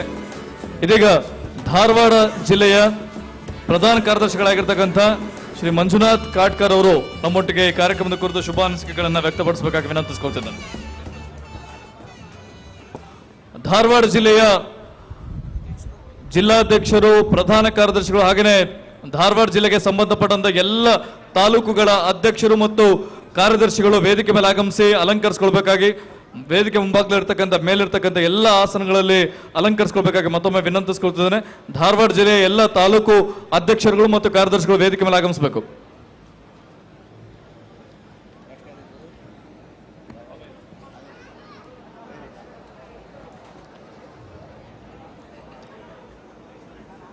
ಭಾರತ್ ಮಾತಾ ಕಿ. ಎಲ್ಲರಿಗೂ ಹೊಟ್ಟಸ್ತೈತಿ ಕಾಣಿಸ್ತೈತಿ, ಯಾರು ಸೌಂಡ ಬರೋದು. ಭಾರತ್ ಮಾತಾ ಕಿ. 16ನೇ ನಾರ್ತ್ ಕರ್ನಾಟಕ ಮಹಾ ಅಧಿವೇಶನದ ಈ ಸಮಾರಂಭದ ಸಂಸ್ಥಾಪಕ ಅಧ್ಯಕ್ಷರು ಹಿರಿಯರಾದಂಥ ಶಿವಾನಂದ್ ಮಾನ್ಕರ್ ಅವರೇ, ಇವತ್ತಿನ ಈ ಕಾರ್ಯಕ್ರಮದ ಈ ಸಮಾರಂಭದ ಅಧ್ಯಕ್ಷತೆಯನ್ನು ವಹಿಸಿರುವಂಥ ಹಿರಿಯರಾದಂಥ ಮಾಜಿ ಅಧ್ಯಕ್ಷರು ನಾರ್ತ್ ಕರ್ನಾಟಕ ಎನ್ ರಾಮರಾವ್ ಅವರೇ, ಈ ಸಮಾರಂಭದ ಮುಖ್ಯ ಅತಿಥಿಗಳು all India shamiana association general secretary ಆದಂಥ ಕರ್ತಾರ್ ಸಿಂಗ್ ಅವರೇ, ಪ್ರಸ್ತುತ ನಾರ್ತ್ ಕರ್ನಾಟಕ ಅಧ್ಯಕ್ಷರಾದಂಥ ನರಸಿಂಹಮೂರ್ತಿ ಅಪ್ಪಣ್ಣ ಅವರೇ, ನಮ್ಮ ಹಿರಿಯರಾದಂಥ ಆಲ್ ಇಂಡಿಯಾ ವೈಸ್ ಚೇರ್ಮನ್ರಾದಂಥ ಬಾಬುರಾವ್ ಸರ್ ಅವರೇ, ಹಾಗೂ ಈ ಸಮಾರಂಭದಲ್ಲಿ ನಮ್ಮ ಶಾಮಿಯಾನ ವೃತ್ತಿ ಬಾಂಧವರಿಗೆ ಕುಟುಂಬ ಸಂಯೋಜನಾ ಸಂಬೋಧಕರಾದಂಥ ರಾಷ್ಟ್ರೀಯ ಸ್ವಯಂ ಸೇವಕ ಸಂಘದ ಪ್ರಮುಖರು, ಮಾರ್ಗದರ್ಶಿಯಾದಂಥ ನಾಗರಾಜ್ ಜಿ ಅವರೇ, ಹಾಗೂ ವೇದಿಕೆ ಮೇಲೆ ಆಸೀನರಾದ ಎಲ್ಲ ಜಿಲ್ಲೆಯ ಅಧ್ಯಕ್ಷರು, ಪ್ರಧಾನ ಕಾರ್ಯದರ್ಶಿಗಳಿಗೆ ತಮ್ಮೆಲ್ಲರಿಗೂ ಹೃತ್ಪೂರ್ವಕ ಅಭಿನಂದನೆಗಳನ್ನು ಸಲ್ಲಿಸ್ತಾ, ಹಾಗೂ ಎಲ್ಲ ಜಿಲ್ಲೆಯ ವೃತ್ತಿಪರಂದವರು ವೇದಿಕೆ ಮುಂಭಾಗದ ಆಸೀನರಾದಂಥ ಎಲ್ಲ ನನ್ನ ಅಣ್ಣ ತಮ್ಮಂದಿರೇ ಹಾಗೂ ವೃತ್ತಿ ಬಾಂಧವರೇ, ವರ್ಷ ನಾವು ಪ್ರತಿಯೊಂದು ಜಿಲ್ಲೆಯಲ್ಲಿ ಅಧಿವೇಶನ ಮಾಡ್ತಾ ಇದ್ದೇವೆ. ತಾವೆಲ್ಲ ನೋಡ್ತಿರುವಂಥದ್ದು ಗೊತ್ತಿರುವಂಥ ವಿಷಯ. ನಾವೆಲ್ಲರೂ ಒಗ್ಗಟ್ಟಿನಲ್ಲಿ ಬಲ ಇದೆ ಅಂಥೇಳಿ ತಿಳ್ಕೊಳಕ್ಕೆ ಈ ಒಂದು ಹೊಸಪೇಟೆಯ ಮಹಾ ಅಧಿವೇಶನ ಪ್ರಮುಖ ಕಾರಣ ಅನ್ನೋ ಮಾತನ್ನು ಈ ಸಂದರ್ಭದಲ್ಲಿ ಹೇಳಕ್ಕೆ ಬಯಸ್ತೇನೆ. ಜೊತೆಗೆ ನಾವು ಧಾರವಾಡ ಜಿಲ್ಲೆಯಿಂದ ಈ ಸರಿ ಸುಮಾರು 175ಕ್ಕಿಂತ ಹೆಚ್ಚು ಸದಸ್ಯರು ಈ ಸಮಾರಂಭದಲ್ಲಿ ಪಾಲ್ಗೊಂಡಿದ್ದೇವೆ. ಇದು ಬಹಳ ಸಂತೋಷ ಪಡುವಂಥ ವಿಷಯ. ಜೊತೆಗೆ ಇಲ್ಲೆಲ್ಲ ನಾವು ಇಲ್ಲಿ ಅಧಿವೇಶನ ಮಾಡೋದೇನಪ್ಪ ಅಂತಂದ್ರೆ ನಮ್ಮ ಮನೆಯ, ನಮ್ಮ ನಗರದ, ನಮ್ಮ ಜಿಲ್ಲೆಯ, ನಮ್ಮ ನಾರ್ತ್ ಕರ್ನಾಟಕ ಹಬ್ಬದ ಒಂದು ಹಬ್ಬಕ್ಕೆ ಕೂಡುವಂಥ ವಿಷಯ. ಎಲ್ಲ ವೃತ್ತಿ ಬಾಂಧವರಿಗೆ ಸೇರಿದಂಥ ಎಲ್ರಿಗೂ ಇದು ಹಬ್ಬದ ವಾತಾವರಣ ಅನ್ನೋ ಮಾತನ್ನು ಇಲ್ಲಿ ಹೇಳಲಿಕ್ಕೆ ಸೂಕ್ತ ಅಂತ ನನ್ನ ಭಾವನೆ. ಜೊತೆಗೆ ಸ್ನೇಹಿತರೆ, ನಾವೆಲ್ಲರೂ ವೃತ್ತಿ ಬಾಂಧವರು ಒಗ್ಗಟ್ಟಾಗಿ ಇದೇ ಥರ ಬೆಳ್ಕೊಂತ ನಾವೆಲ್ಲರೂ ಸಣ್ಣ ಉದ್ಯಮದಾರರು ಇರ್ಬೋದು, ದೊಡ್ಡ ಉದ್ಯಮದಾರರು ಇರ್ಬೋದು, ಯಾವುದೇ ಭೇದ ಭಾವವನ್ನು ಇಲ್ಲದೆ, ಯಾವುದೇ ಒಂದು ಜಾತಿಗೆ ಅಂಟುಕೊಳ್ಳದೆ ಸರ್ವೇ ಜನ ಸುಖಿನೋ ಭವಂತು ಅನ್ನೋ ವಿಚಾರವನ್ನು ಮನಸ್ಸಿನಲ್ಲಿ ಇಡ್ತಾ ಇದೇ ಥರ ನಡೀತಿರುವಂಥ, ಮುಂದೆ ಬರುವಂಥ ಯಾವುದೇ ಜಿಲ್ಲೆಯಲ್ಲಿ ಆಗಲಿ ನಾವು ಸೇರಿ ಈ ಹಬ್ಬವನ್ನು ವರ್ಷ ವರ್ಷ ಅಗದಿ ಒಂದು ವಿಜೃಂಭಣೆಯಿಂದ ಆಚರಿಸಿ ಎಲ್ರಿಗೂ ಮಾದರಿ ಆಗಲಿಕ್ಕೆ ಈ ಸಂಘಟನಾ ಬೆಳೆಸೋಣ. ತಮ್ಮೆಲ್ಲರ ಇದಕ್ಕೆ ಸಹಕಾರ ಬಹಳ ಮುಖ್ಯ. ಅಂತ ಹೇಳಲಿಕ್ಕೆ ಇಚ್ಛೆ ಪಡ್ತೀನಿ. ಬಂಧುಗಳೇ, ಕೆಲವೊಂದು ದಿನಗಳಲ್ಲಿ ಸ್ವಲ್ಪ ಗೊಂದಲಗಳ ವಾತಾವರಣ ನಿರ್ಮಾಣ ಆಗಿದೆ. ಯಾರು ವಿಚಾರ ಮಾಡುವಂಥ ಪ್ರಶ್ನೆ ಬೇಡ. ಯಾಕಂದ್ರೆ ನಾವು ತಿಳ್ಕೋಬೇಕು, ಮುತ್ತು ಕುಡುಗಳು ಬಂದಾಗ ತೂತು ಕುಡುಗಳನ್ನು ಮರಿಬಾರ್ದು ಅಂಥೇಳಿ ಹಿರಿಯರ ಗಾದೆ ಇದೆ. ಆ ಥರ 16 ವರ್ಷಗಳ ಕಾಲ ನಮ್ಮನ್ನು ಬೆಳೆಸಿದಂಥ ಈ ನಾರ್ತ್ ಕರ್ನಾಟಕ ಸಂಘ, ಅದರ ಜೊತೆ ನಾವೆಲ್ಲರೂ ಇದ್ದು ಇನ್ನೂ ಹೆಚ್ಚಿನ ಸಂಖ್ಯೆಯಲ್ಲಿ ಸೇರಿ ಇದನ್ನು ಬೆಳವಣಿಗೆಗೆ ಕಾರಣ ಆಗೋಣ. ಜೊತೆಗೆ ಸಂಘಟನೆಯಲ್ಲಿ ಬಲ ಇರೋದು ಯಾಕಂತಂದ್ರೆ ನಮ್ಮ ಧಾರವಾಡ ಜಿಲ್ಲೆಯಲ್ಲಿ ಹುಬ್ಳಿ ತಾಲೂಕಿನಲ್ಲಿ ಒಂದು ನಾವು ಅಸೋಸಿಯೇಷನ್ ವತಿಯಿಂದ ಒಂದು ಕಲ್ಯಾಣ ಮಂಟಪವನ್ನು ನಿರ್ಮಾಣ ಮಾಡಿದ್ದೀವಿ. ನಮ್ಮ ಸಂಘ 2004ರಲ್ಲಿ ಉದ್ಭವ ಆಯಿತು. ಜಿ ಪೂರ್ಣಚಂದ್ರ ಅವರ ನೇತೃತ್ವದಲ್ಲಿ. ಮುಂದೆ ಬಂದಂಥ ಪದಾಧಿಕಾರಿಗಳು ಗಂಗಾಧರ್ ದುಬೆ ಮತ್ತು ಬಾಹುಬಲಿ ಉಮ್ಮುಚಿಗಿ ಅವರ ನೇತೃತ್ವದಲ್ಲಿ, ನಮ್ಮ ಹಿರಿಯರ ನೇತೃತ್ವದಲ್ಲಿ ಒಂದು CRTVಯನ್ನು ಲ್ಯಾಂಡ್ ತಗೊಂಡು, ಯಾಕಂದ್ರೆ ಹಿಂದೆ ಮಾಡಿದಂಥ ಅಧ್ಯಕ್ಷ ಪ್ರಧಾನ ಕಾರ್ಯದರ್ಶಿಗಳನ್ನು ನಾವು ಯಾವಾಗಲೂ ನೆನೆಸ್ತಾ ಯಾವಾಗ ಮುಂದೆ ಹೋಗ್ತೀವಿ ಅವಾಗ ನಮ್ಮ ಸಂಘಟನೆ ಬೆಳವಣಿಗೆಗೆ ಪ್ರಮುಖವಾದ ಕಾರಣ ಆಗ್ತದೆ ಅಂತ ಈ ಸಂದರ್ಭದಲ್ಲಿ ಹೇಳಕ್ಕೆ ಬಯಸ್ತೇನೆ. ಜೊತೆಗೆ ಈಗ ನಾವು ಅದನ್ನು ಒಂದು ಹಂತಕ್ಕೆ ತಂದು ಒಂದು ಕಲ್ಯಾಣ ಮಂಟಪನ ನಿರ್ಮಾಣ ಮಾಡಲಿಕ್ಕೆ ನಾವೆಲ್ಲ ತಯಾರಾಗಿ ಸುಮಾರು ಒಂದು 8 ತಿಂಗಳಿಂದ ಕಾಮಗಾರಿಯನ್ನು ಪ್ರಾರಂಭ ಮಾಡಿ ಈವರೆಗೆ ಸುಮಾರು ಒಂದು 22 ಲಕ್ಷಗಳನ್ನು ಇದನ್ನು ಮಾಡಿ ಸ್ಲ್ಯಾಪ್ ಆಗಿ ಎಲ್ಲ ಆಗಿದೆ. ಸುಮಾರು ಮುಂದಿನ ಅಧಿವೇಶನದ ಮುಂಚೆನೆ ತಮ್ಮೆಲ್ರಿಗೂ ಒಂದು ಆಮಂತ್ರಣ ನಾವು ಕೊಡ್ತೀವಿ. 1 ವರ್ಷಕ್ಕಿಂತ ಮುಂಚೆನೆ ನಾವು ನಮ್ಮ ಕಲ್ಯಾಣ ಮಂಟಪ ಉದ್ಘಾಟನೆಯನ್ನು ಮಾಡಲಿಕ್ಕೆ ತಾವೆಲ್ಲರೂ ಪ್ರಮುಖ ಪಾತ್ರ ವಹಿಸಿ ತಾವೆಲ್ರಿಗೂ ಅದರಲ್ಲಿ ತಾವೆಲ್ಲ ಪಾಲ್ಗೊಂಡು ಈ ಸಂಘಟನೆಗೆ ಹೆಚ್ಚಿನ ಒಂದು ಬಲ ಕೊಟ್ಟು ನಮ್ಮ ಅಪ್ಪಣ್ಣವರಿಗೆ ಇನ್ನೂ 2 ವರ್ಷಗಳ ಕಾಲ ಇನ್ನೂ ಹೆಚ್ಚು ಶಕ್ತಿ ತುಂಬಿ ಅವರಿಗೆ ಧೈರ್ಯ ತುಂಬಿ ಯಾವುದೇ ಕಾರಣಕ್ಕೆ ನಾವು ನಿಮ್ಮ ಜೊತೆ ಇರ್ತೇವೆ. ಮುಂದೆ ಬರುವಂಥ ಅಧ್ಯಕ್ಷರಿಗೂ ಇದೇ ಥರ ಪರಂಪರೆಯಾಗಿ ನಮ್ಮ ನಾರ್ತ್ ಕರ್ನಾಟಕ ಶಾಶ್ವತವಾಗಿ ಉಳಿತೆ. ಇದ್ರ ಬಗ್ಗೆ ಯಾರಿಗೂ ಸಂಶಯ ಬೇಡ. ಎಲ್ಲರೂ ಒಗ್ಗಟ್ಟಾಗಿ ಈ ಸಂಘನ ಬೆಳೆಸ್ಕೊಂತ ಹೇಳ್ತಾ ಮಾತಾಡಲಿಕ್ಕೆ ಅವಕಾಶ ಕೊಟ್ಟಂಥ ಹಿರಿಯರಿಗೆ ಧನ್ಯವಾದಗಳು ಸಲ್ಲಿಸ್ತಾ ಇಲ್ಲಿಗೆ ಮಾತನ್ನು ಮುಗಿಸ್ತೇನೆ. ಜೈ ಹಿಂದ್, ಜೈ ಕರ್ನಾಟಕ. ಧನ್ಯವಾದಗಳು. ಹಾಗೆಯೇ ಪ್ರಧಾನ ಕಾರ್ಯದರ್ಶಿಗಳು, ಜಿಲ್ಲಾ ಪ್ರಧಾನ ಕಾರ್ಯದರ್ಶಿಗಳು ಅವರು ಸಹ ಈ ಒಂದು ಪ್ರೀತಿಯ ಸನ್ಮಾನವನ್ನ ಸ್ವೀಕರಿಸ್ಕೋಬೇಕಾಗಿ ವಿನಂತಿ. ಹಾಗೆಯೇ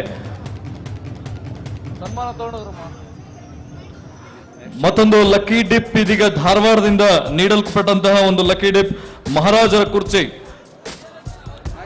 ಮಹಾರಾಜ ಕುರ್ಚಿಯ ಒಂದು ಲಕ್ಕಿ ಡಿಪ್ ಅನ್ನ ಎತ್ತುವ ಮೂಲಕ ವಿಜೇತರಿಗೆ ಧಾರವಾಡ ಜಿಲ್ಲಾ ಶಾಮಿಯಾನ ಅಸೋಸಿಯೇಷನ್ ಅವರು ನೀಡಿರುವಂತಹ ಈ ಒಂದು ಮಹಾರಾಜ ಕುರ್ಚಿಯನ್ನ ಆ ಜಿಲ್ಲೆಗೆ ಸಂಬಂಧಪಟ್ಟಂತವರು ಆ ಒಂದು ಲಕ್ಕಿ ಡಿಪ್ ಅನ್ನ ಎತ್ತುವ ಮೂಲಕ ವಿಜೇತರಿಗೆ ಆ ಒಂದು ಬಹುಮಾನವನ್ನ ವಿತರಿಸಬೇಕಾಗಿ ವಿನಂತಿಸಿಕೊಳ್ತಿದ್ದಾನೆ. ಮುಂದಿನ ಜಿಲ್ಲೆ ಹಾವೇರಿಯವರು ಸಿದ್ಧತೆಯಲ್ಲಿರಬೇಕು. ಹಾವೇರಿ ಜಿಲ್ಲೆಗೆ ಸಂಬಂಧಪಟ್ಟಂತಹ ಜಿಲ್ಲಾಧ್ಯಕ್ಷರು ಹಾಗೆಯೇ ಎಲ್ಲ ತಾಲೂಕಿನ ಅಧ್ಯಕ್ಷರುಗಳು, ಕಾರ್ಯದರ್ಶಿಗಳು ವೇದಿಕೆ ಮೇಲೆ ಆಗಮಿಸಬೇಕಾಗಿ ವಿನಂತಿ. ಬೋಲೋ ಭಾರತ್ ಮಾತಾ ಕಿ.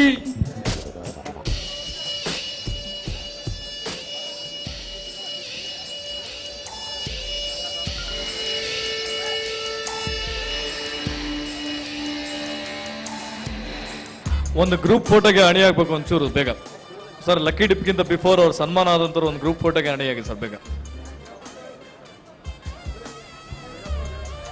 ಸರಿ ಸರ್, ವಿಜಯಪುರ ಬಂದ ಟೋಕನ್ ನಂಬರ್ 1793 1793 ಜಿಲ್ಲಾ ಬೆಳಗಾವಿ. ಸರ್ ಸನ್ಮಾನದವರು ಒಂದು ಸ್ವಲ್ಪ ಒಂದು ಫೋಟೋಗೆ ಅಣಿ ಆಗ್ಬಿಡಿ ಸರ್. ಸ್ವಲ್ಪ ಹಿಂದ್ಗಡೆ ಹೋಗಿದ್ರೆ ಅಕ್ಷಯ ಸಪ್ಲೈಯರ್ಸ್ ಡೆಕೋರೇಟರ್ಸ್ ಅಥಣಿ ಬೆಳಗಾವಿ ಜಿಲ್ಲೆ. ಟೋಕನ್ ನಂಬರ್ 1793 ಒಂದು ಬಾರಿ ಎರಡು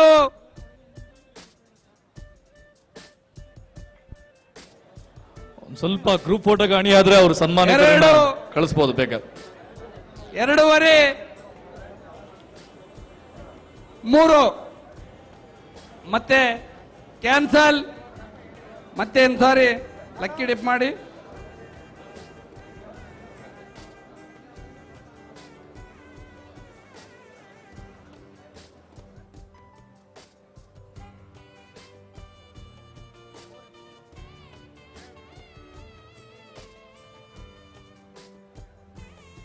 Amaresh Dodda Basaveshwara lighting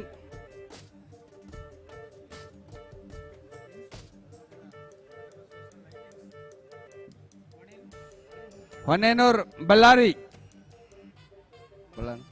Ballari token number 1461 ಈ ಬಳ್ಳಾರಿ ಜಿಲ್ಲೆ ಈ ಒಂದು ಬಳ್ಳಾರಿ ಜಿಲ್ಲೆಯಿಂದ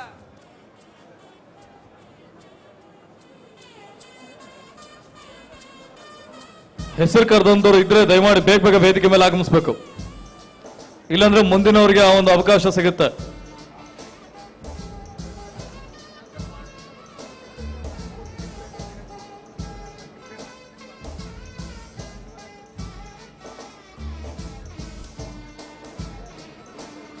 ಧಾರವಾಡ ಜಿಲ್ಲಾ ಶಾಮಿಯಾನ ಅಸೋಸಿಯೇಷನ್ ಈ ಒಂದು ನೀಡಿರುವಂತಹ ಮಹಾರಾಜ ಸಂಘದ ಕುರ್ಚಿ. ನಿಯಮದ ಪ್ರಕಾರ ಈ ಒಂದು ಅಧಿವೇಶನ ಆಯೋಜಕರು ಬಳ್ಳಾರಿ ಜಿಲ್ಲೆ ಇರೋದ್ರಿಂದ ಈ ಒಂದು ಬಹುಮಾನ ಅಧ್ಯಕ್ಷರು ಹಾಗೂ ಕಾರ್ಯದರ್ಶಿಗಳ ಹತ್ರ ಇರುತ್ತೆ. ತದನಂತರ ಅವ್ರನ್ನ ಭೇಟಿ ಮಾಡಿ ಈ ವೇದಿಕೆ ಮೂಲಕ ಅವ್ರು ಪಡೆದುಕೊಳ್ಬೇಕಾಗಿ ತಮ್ಮಲ್ಲಿ ವಿನಂತಿ.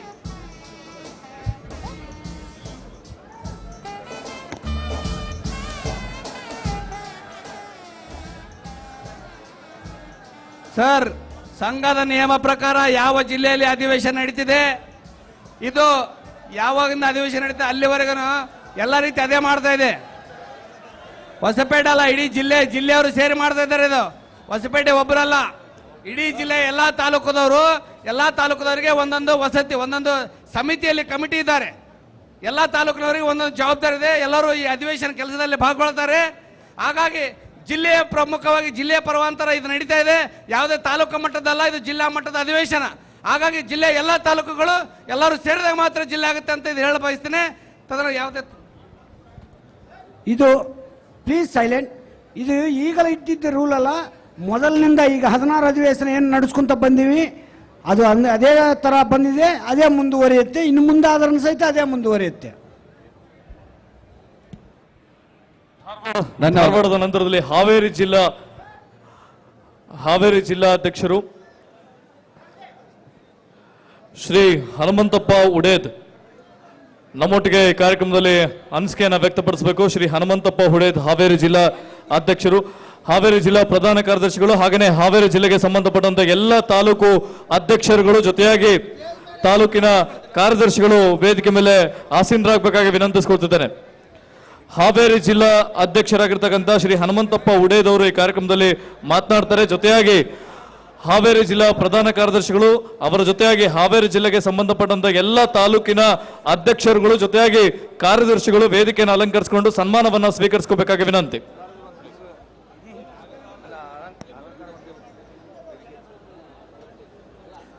ಹಾವೇರಿ ಜಿಲ್ಲೆಗೆ ಒಳಪಡ್ತಕ್ಕಂಥ 7 ತಾಲೂಕಾ ಅಧ್ಯಕ್ಷರು ಮತ್ತು ಕಾರ್ಯದರ್ಶಿಗಳ ಹೆಸರು ಹೇಳ್ತಾ ಇದ್ದೀನಿ. ದಯವಿಟ್ಟು ಆ ತಾಲೂಕಿನ ಅಧ್ಯಕ್ಷರು ಮತ್ತು ಕಾರ್ಯದರ್ಶಿಗಳು ಆದಷ್ಟು ಬೇಗನೆ ವೇದಿಕೆಯಲ್ಲಿ ಆಸೀನರಾಗಬೇಕು. ಹಾವೇರಿ ತಾಲೂಕಾ ಅಧ್ಯಕ್ಷರಂತ ಚಂದ್ರು ಗೌರಮ್ಮನವರ್, ಕಾರ್ಯದರ್ಶಿ ಅಂತ ಮುಸ್ತಾಫ್ ಅವರು, ಹಾನಗಲ್ ತಾಲೂಕಾ ಅಧ್ಯಕ್ಷರಾದಂಥ ಶ್ರೀ ಖಾದರ್ ಸಾಬ್ ಎಮ್ಮುಲ್ಲಾ, ಕಾರ್ಯದರ್ಶಿಗಳಾದಂಥ ಶ್ರೀ ಗುತ್ಯಪ್ಪ ಗೌರಕನವರ್, ಬ್ಯಾಡಗಿ ತಾಲೂಕಾ ಅಧ್ಯಕ್ಷರಂತ ಬಸವರಾಜ್ ಡಿ ಅಂಗಡಿ, ಕಾರ್ಯದರ್ಶಿಗಳಂತ ರಾಜು ಅಂಗಡಿಯವರು, ರಾಣೆಬೆನ್ನೂರು ತಾಲೂಕಾ ಅಧ್ಯಕ್ಷರಾದಂಥ ಶ್ರೀ ಪ್ರಕಾಶ್ ಮಾಳೋದೇವರು, ಅದೇ ರೀತಿ ಕಾರ್ಯದರ್ಶಿ ಆದಂಥ ರವಿ ಮಾಳೋದೇವರು, ಹಿರೇಕೆರೂರು ತಾಲೂಕಾ ಅಧ್ಯಕ್ಷರಾದಂಥ ರವಿ ಬಳಗಾರ್ ಅವರು, ಕಾರ್ಯದರ್ಶಿ ಆದಂಥ ಶಿವಕುಮಾರ್ ಅವರು, ಅದೇ ರೀತಿ ರಟ್ಟೆಹಳ್ಳಿ ತಾಲೂಕಾ ಅಧ್ಯಕ್ಷರಾದಂಥ ಅನ್ವರ್ ಸಾಬ್ ದೊಡ್ಡಮನಿಯವರು, ಕಾರ್ಯದರ್ಶಿ ಆದಂಥ ಈರಪ್ಪ ಬುಳ್ಳಾಪುರ್ ಅವರು, ಶಿಗ್ಗಾಂವ್ ತಾಲೂಕಿಂದ ಆಗಮಿಸಿದಂಥ ಅಬ್ದುಲ್ ಸಾಬ್ ಜಿ ಸ್ಟಾರ್ ಅವರು ಹಾಗೂ ಕಾಶಿಂ ಪಠಾಣ್ ಅವರು ಆದಷ್ಟು ಬೇಗನೆ ವೇದಿಕೆ ಮೇಲೆ ಆಗಮಿಸಬೇಕು.